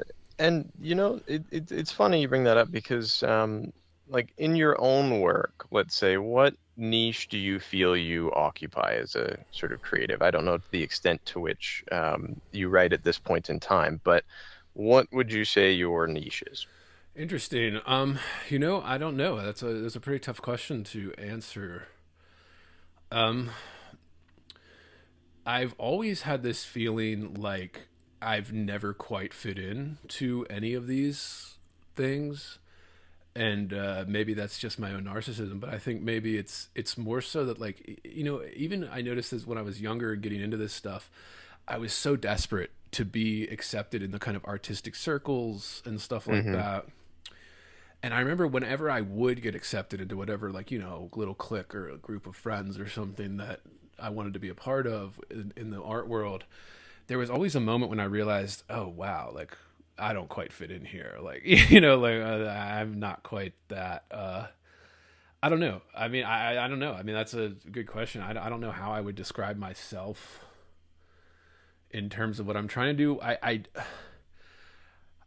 I would say that, like, I'm very open to experiments and genres and all of that. I'm open to things. What I really like, I always say my metric is it good? Is it hitting me in that spot? It doesn't necessarily, like I said, even like pop novels, I think, can be considered good novels if they hit me in a certain spot that you feel it. It's one of those things you feel more than I'm trying to write to. I mean, when I was younger, of course, I was trying to be, Bukowski, or I was trying to be, Kurt Vonnegut or something, and I think that's normal. But now I don't know what I would say I am now in terms of what I'm trying to do. Although I will say, that I have been discouraged in terms of I've stopped trying to submit to a lot of these journals, which is crazy, because even a couple years ago, I was the guy that was, I came out of an MFA. I was submitting, hundreds of submissions a year, to get, one or two publications. And I don't know. I just felt like, well, maybe it's just easier for me to just put this out on a Substack or something.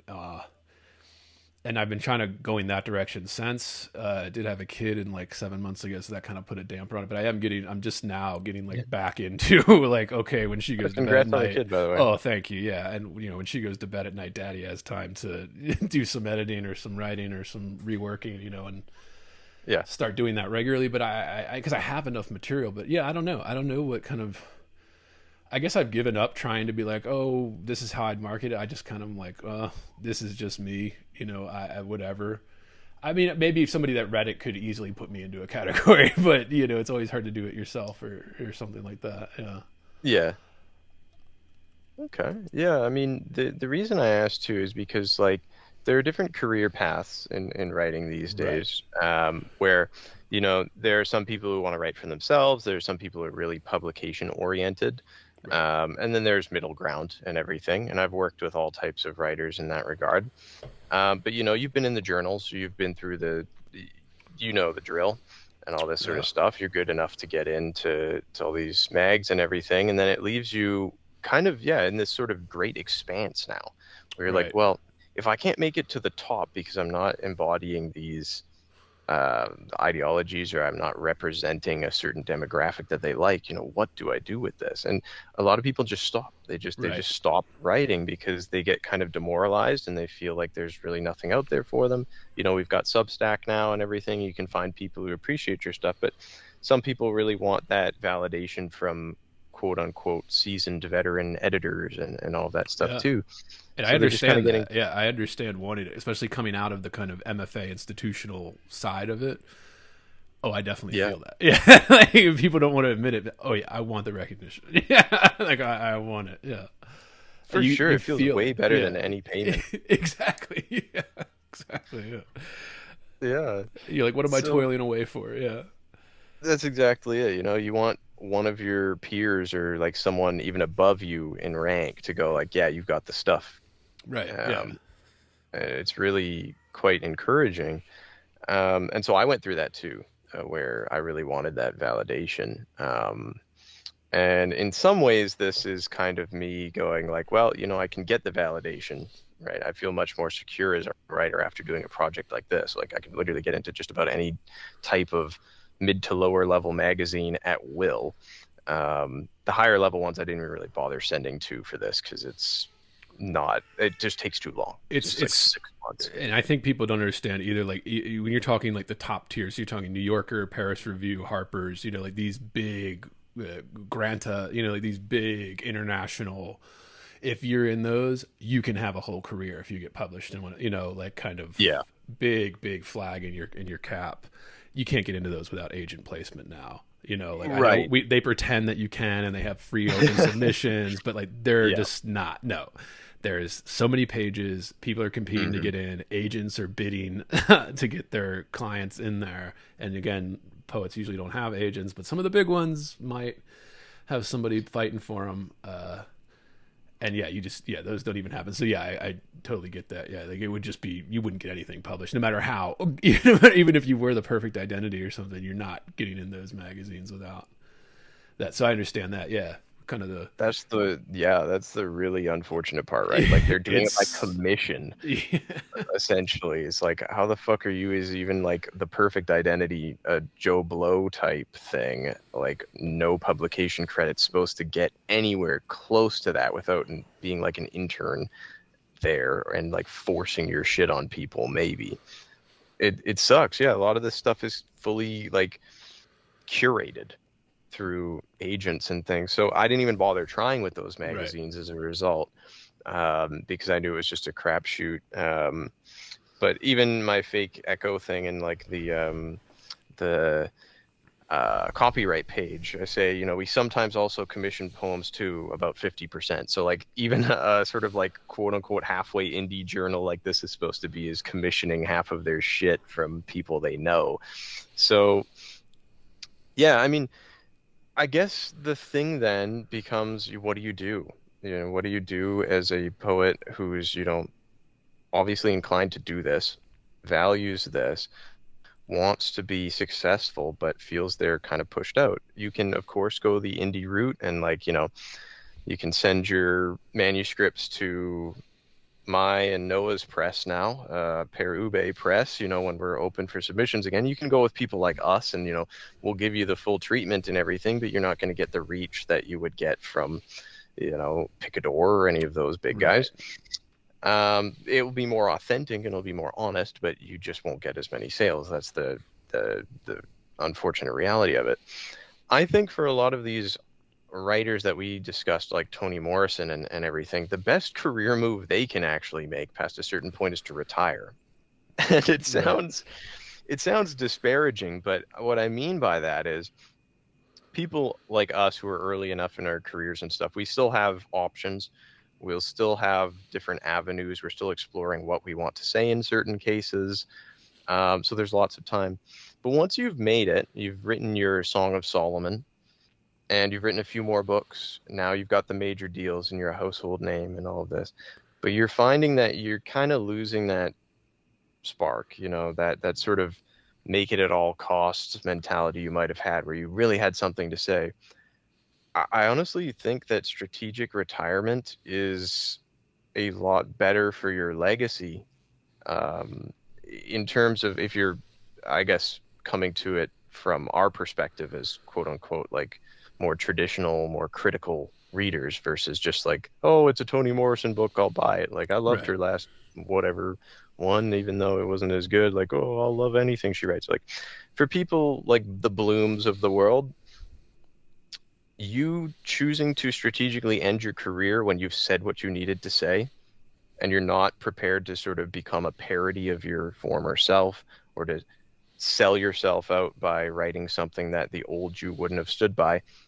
I think that's probably the most admirable thing you can do as a writer. Even guys like Welbeck love, one of my favorite books of all time is Whatever, or it's got a French name that's much longer, but it translated into English as Whatever.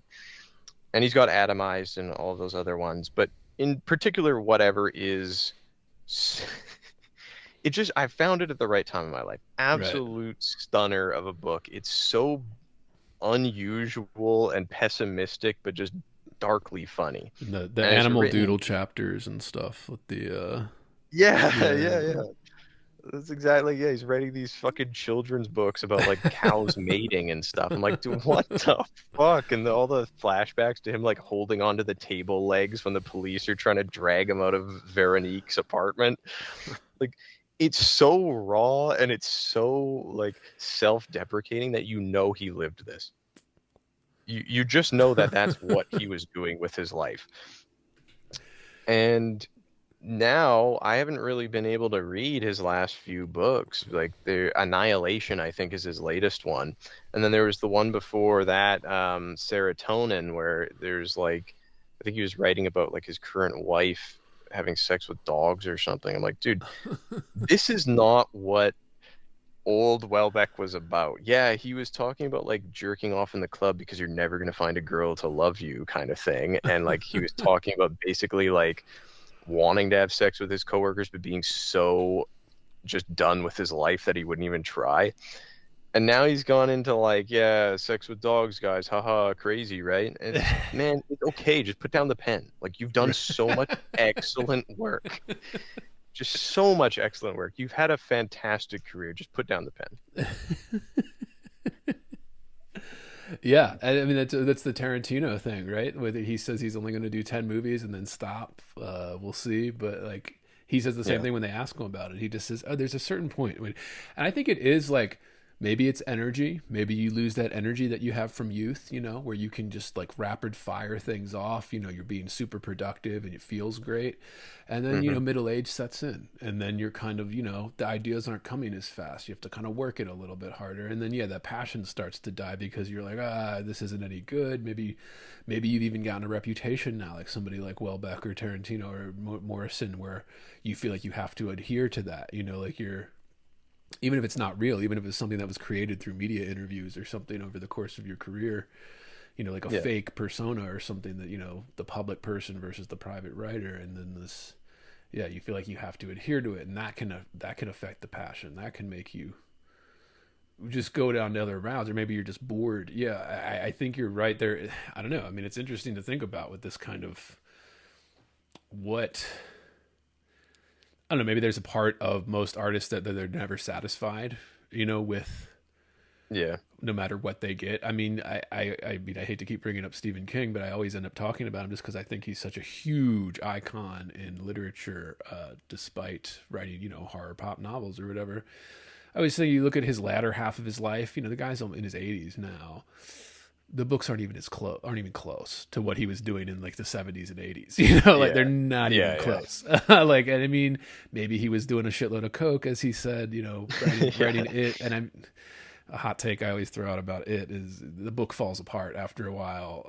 Oh, for And, sure. like Yeah. it's too much cocaine. Yeah, like it's too big. It like It's falls so apart. fucking long. Yeah, but there are parts that are really good. Like because it's but yeah, I don't know. I don't know. I mean, yeah, you just run out of this stuff. You run out of steam. I don't know. I mean, I don't know. And then you see stuff like even because I guess there are some people that keep doing it and then doing good work. I don't know. I don't know. Maybe it's just personality. Maybe if you protect yourself enough from all those outside things that would like get inside your head and ruin the process. I don't know. That'd be pretty hard to do when you reach a certain level of notoriety or fame or Yeah, and I think there are different types of writers, of course, where they're the perennial writers. They're writing about sort of universal topics that will hold throughout their lives. So a lot of the writers that we would probably mutually admire um, are writing about things that aren't, let's say, trendy. So they're not going to go away in popularity. These are, you know, burning concepts that will stay with us. Whereas if you're sort of an edgy writer like me, right, where it's always, at least for this persona, it's in relation to what is going on in this sort of culture. Well, culture is just going to keep moving, and maybe there are things that you'll start to like about it. I don't know. So you're just going to have less ammo. And I think edgy writers lose their punch faster. right. And so for us, retirement is probably best in our like 40s. Yeah, it takes Where more energy to sustain something like that. Yeah, yeah, absolutely. yeah, and so I'm fully prepared to retire by like 40. Um, where like I'm, I've got more projects on the go. I've got more conceptualized and stuff. But how long do you want to stare at the clouds and start, shake your fist at them and shit like that? Right. But what you do have to say is usually way more relevant, is way more intense, and you can like kick the door down versus very slowly letting yourself into the room. So I've chosen that approach, but a lot of these writers I see who went for the slow burn type thing,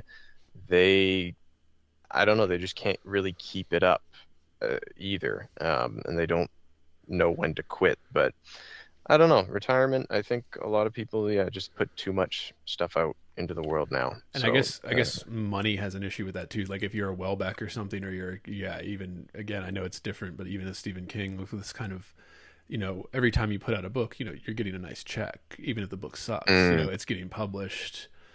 Well, I mean, I wouldn't say no to that. Somebody wants to give me like 200K or something to publish it.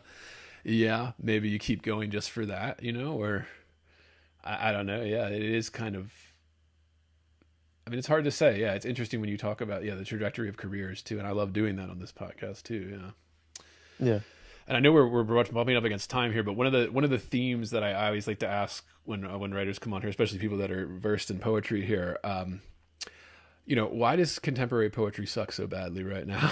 Like, why would you say? What are your thoughts on that? Oh, I mean, contemporary poetry for me, it does in many ways suck, and then in others it's actually really exceptional. Yeah. I don't want to be a firm like 100% hater, because as you'll see in Echolalia review, I do quite like poetry, but the worst aspects of poetry today stem from easy poetry. So Yes. like Instagram tier, like I'm trying to be vaguely philosophical at like a 6th grade level. I love you, and here's a cup of coffee that reminds me of you, and That shit, right? yeah, it's everywhere, and it's infecting the institutions now too. Yeah. Which is funny because I Yeah. actually like the intersection between those two, like where people are saying like, no, this is the poetry I like and I want to write. Let's analyze this in class, and then the professor's pulling out their hair trying to fucking dig into Rupi Kaur's shit. Rupi Kaur, yeah, she's another one that always pops up just because she's an icon now. huge. People have heard of her, even if you've never heard of poetry, if you're online, and it's awful. But then I also have like I have a lot of respect for how she did that. Like we talk about independent writers. I mean, literally her bread and butter was just posting Instagram reels, and TikToks of her reading her very, mediocre, if not outright bad poetry. And that was all it took. Like anybody could do that. And so like people were pissed at her, people are envious. And I understand that too, but like, yeah, I care more about that the poetry's bad, obviously. But yeah, of course. But Well, please go on. Yeah. I know people who've worked with her, let's say. Okay. That's all I can say. Like, personally know her and have worked with her. And the stories that I have, like, most of them pretend to like her, I will say. I don't think many people in the publishing world read this and go like, yeah, this really resonates with me. This is the best stuff. They just kind of like begrudgingly go along with it because there's money involved. That's an interesting point. That's an underrated point, Jasper. Like, yeah, that is that there's a whole team of editors at these big presses that are like, oh God, like the whole time they're doing it, they know it's awful. They don't want to do it, but like it's the only thing making money at the press or whatever. Like, yeah, very underrated. It's important. Yeah. Somewhere on an ex-girlfriend's phone is a video of me reading poems from Homebody out in the rain. She bought me fucking Homebody around the time like the COVID shit was going on. And she's like, oh, I got this for you. Like, I really want to hear you read it. Like, let's just film it. I'm like, fuck it, why not? And the Homebody was one of the most pandering, like insulting collections of poetry I've ever read. It was so fucking funny. But to return, I guess, to my other point, what's bad about poetry? So of course it's the identity politics too that we've talked about. The editorial practices, I think, are a major part where there are tons of publications, and especially the indie level, a lot of these publishers aren't really equipped to actually assess what is good and what is bad. I've proven that, in fact, by getting absolute junk passed by these like AfterPast review. I felt bad for them because it's like 12 editors, and they're like, anywhere from like late high school to like, maybe 25, 26 years old or something. Like they're letting in my shit. And they've got this many people to fix it. And there's still spelling mistakes. I intentionally left like spelling mistakes and stuff to see if they would catch these. And they wouldn't. So then I would have to correct them and send it back and go, oh, hey, I caught a couple things after the fact. Like, they can't even really... Their hearts are in the right place, but they're not skill-wise equipped enough to be legitimate editors. And if honestly, not even equipped enough to even run a journal. They usually become defunct after like a year or two. Because one, it's a thankless. You're not making money. It takes a lot of time and energy. And of course, it gets Yeah, I mean, hell, now that I'm in charge of Per Ube, because Noah was going to take a step back, and it's the two of us here. Like, people are probably going to try to pull fucking stuff on me, and I don't even care. Go ahead, send me junk stuff masquerading as like whatever you want. I mean, I'm trying to create a space where quote unquote edgy writers who are doing it well can get seen and get full collections published, where otherwise they just have to self-pub them because they're too raw, they're too weird. Dude, that's such an important point too. And I hate to keep interrupting you with this, but I think that's such an important point because like I always say this with the alt lit, and I get lumped into the kind of the quote alt lit scene and stuff like that. I like it. I love the energy. I love the fuck you attitude. I love that they're doing it themselves. But my problem with the alt lit scene is the same problem I have with, the mainstream kind of publishing industry, is that it's I hate to say this, but it's kind of bad. It's kind of like it's I mean, there are gems. There are gems. I'm never going to say that there are gems all over the place, but it's like, like I'm always just like I'll read it, I'll be like, oh, this is so cool, they're saying fuck you, and then I read it and I'm like, I wish this was so much better. I'm like, oh my God, like, I want you guys to stick it to them so hard, and you're just not. I just like, so I sorry to interrupt you, but I think that's a huge thing. Editors, it's true. Editors being able to work with a writer. I always say this with poetry too. Like, I don't even think at the major presses there is an editor on staff who is job it is to, work with the poets to, work this collection into the best that it can be, like they would do with a fiction book or something, or a nonfiction book. I don't even know if there's an editor on staff at most of these places that is even qualified to do that, like, Yeah, and that's a huge issue. Yeah. for sure. And I think I was telling the book club from Hell guys, like I've worked with editors and stuff like that that completely changed the game for me, completely changed whole manuscripts. Right. And sometimes it's really just being pointed in the right direction by someone with that vision. Right. They're not ideologically compromised in this case, and they have that sort of vision. And it's so instrumental for writers who could get like 90% of the way there on their own. So like maybe these alt-lit guys, like their hearts are in the right place, like they have something cool to say, or they've got a new approach that we're not getting from the traditional world right now. And more experimental stuff. Yeah. For sure. And they're almost there, but they just need someone to step in and go, hey man, maybe that like random screed in the middle here, that like this giant chunk of dialogue where the guy's going off on like, I don't know, immigration or something, like it's cool, the idea is fine, but also, it's not right here. Or like Right. trim it by half. Right. You don't need 10 pages of it. Give me 4. Like, yeah.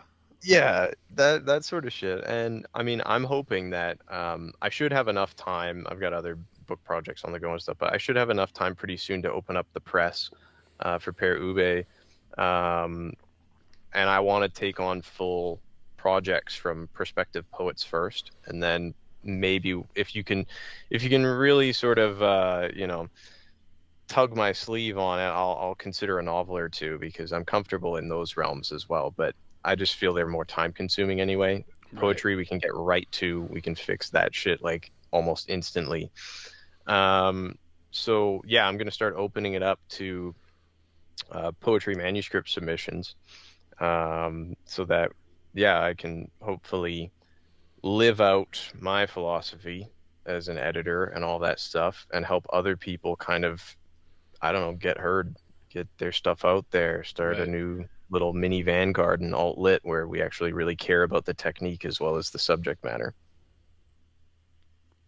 Yeah, absolutely. Absolutely. But I mean, I think that's just such a huge point of it too, is like, it's like, yeah, it's, is poetry dead? Right. Like, and there's all the kind of like poetry is dead, the kind of, it's funny. I was really into punk rock when I was a kid and stuff. And I remember Rancid and like Lars Fredriksson and shit. And like Lars Fredriksson and the Bastards, I remember that first album, there was like a picture of them in like this, like with all these prostitutes, and like there was a sticker on the fridge, and it just said, punk isn't dead, it just sucks right now. And I just remember, I'm like, that's apt. I think that's appropriate for poetry too. Like, the poetry isn't dead, it just sucks right now. Like, it just kind of, I don't know. I mean, maybe we're just, I don't know. I think I have great taste, so I don't know. I think I'm right. I think you are. Yeah. I mean, it sounds like you have pretty good taste for me. I've been looking at your bookshelf behind you there. Like, Nice. I'm liking what I'm seeing. So like, I trust your opinions on these things, and I'm with you where alt lit could be better. There are definite improvements to be made, and they could be made fairly easily, Right. with real skilled editors actually coming in and giving time to these ideas and these artists. And there are some. It's not like we're completely devoid of all of this. You had the Tyrant scene and all that sort of stuff that was sort of alt lit and everything, and you've had some big figures emerge in the last 5-ish years from that legacy. It's kind of gone away now. There's kind of a void of this again. So it would be egotistical of me to think like, oh yeah, I can be the new Vanguard type thing. But I just wanted to at least lead the charge a little bit with Echolalia Review, where I could show people like what's wrong with things, diagnose it, and go, here's where we might move forward.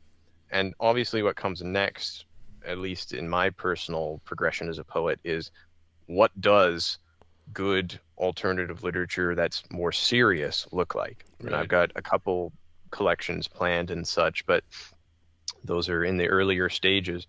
So I just want to raise awareness with this one so that we can move forward toward what is actually cool poetry, like actually shit people like us would want to read and not roll our eyes at or like begrudgingly half accept.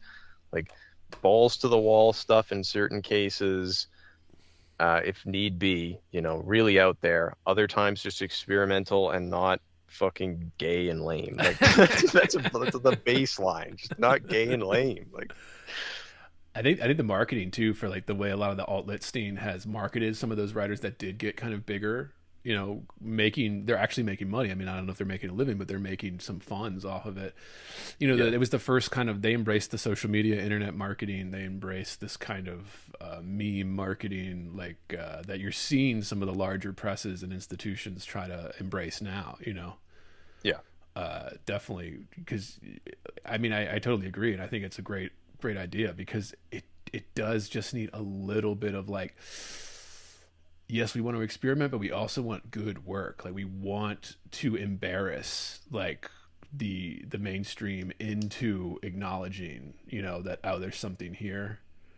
And I think the way you do that is exactly like you said, just a little, like a good editor or something that's kind of like, you maybe not even leading the charge, but basically, yeah, like leading the charge, like kind of like, this is what's good. The taste and judgment. I stress it all the time. Like, there is a total lack of taste and judgment. And maybe it is just like a financial thing. Like you said, you see editors and stuff at some of these things that you've worked with they don't even like the stuff that they're editing, but it's going to sell, so Yeah. they know it's bad from an artistic standpoint. But I don't know. I mean, that's insane. Yeah, I mean, we can be a new vanguard. I mean, hey, if you Right. want in on it, come join the team. Like, Yeah. it's, yeah, we might not get like massive publicity or anything unless someone like me does something really wild and starts getting picked up by outlets. And I've got a couple places running the story soon, so I think this is going to break and, hit the mainstream hopefully pretty soon. But we're going to get some eyeballs on this shortly too. Yeah. But yeah, I don't know. Like, I thought I really had to kick the door down with Yeah. this, just to show people that, don't give up. Don't give up on poetry. Don't give up on your careers or anything like that. Some of us could come together with real taste and talent and actually do something really meaningful if we do care about this the way we supposedly do. It's literally what the Beats did. I mean, they were literally Yeah. publishing on Ferlinghetti's Press. Like, that's the only place that would publish them. Like, like, Exactly. yeah, like, Exactly that's that. literally, That's yeah. precisely that. I hope Per Ube can, if we have enough money and all that sort of stuff, and I have enough time, become something like that on obviously a smaller scale, because there's just more content out there all the Right. time. It's hard to concentrate it, but like, that would be my dream for it, more than anything. And so, yeah, it's just a matter of getting word out there. But poetry lives, for better or worse. It lives Poetry on lives. this podcast, that's for damn sure. Yeah. Hell yeah. We're trying to bring it back. Yeah, absolutely. Jasper, this has been fantastic. Absolutely fantastic. Tell people where can they find your stuff? Cool. Yeah. So you can find a sample of Echolalia Review, an anti-poetry collection, on the Per Ube website.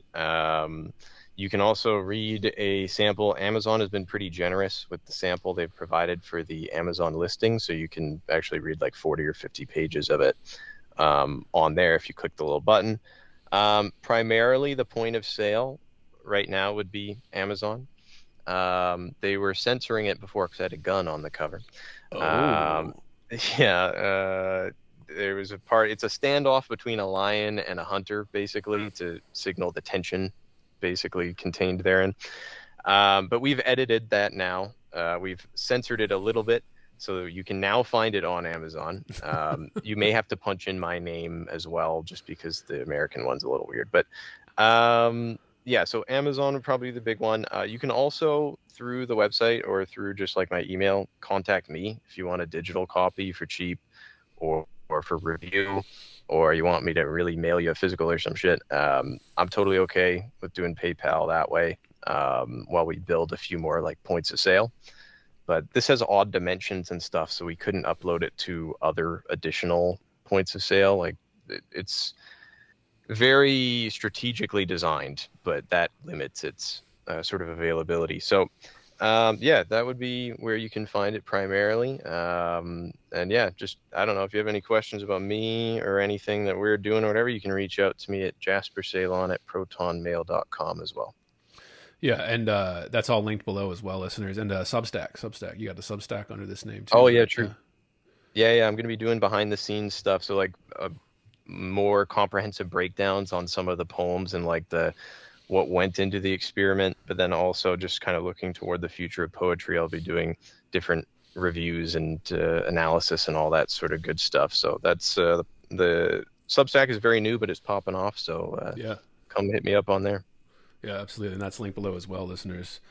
All right. This is fantastic. Jasper, please come back. Please come back. We should do like a poetry one where we go into a book or something, or a poet, or complete works or something like that. But yeah, please come back anytime. Sure, I'm down. I think we see poetry the same way. I think we could dig into something without issue. I think I'm down. Just hit me up, and I don't know if you personally want to get involved with the Perube mission. Hit me up too. I think good to have someone like you around for that. For sure, absolutely, man.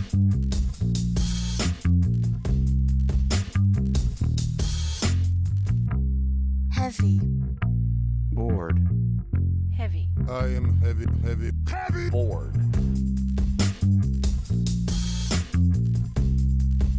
I may say that the male is entirely hostile. No! Resources. Life, friends, is boring. We must not say so.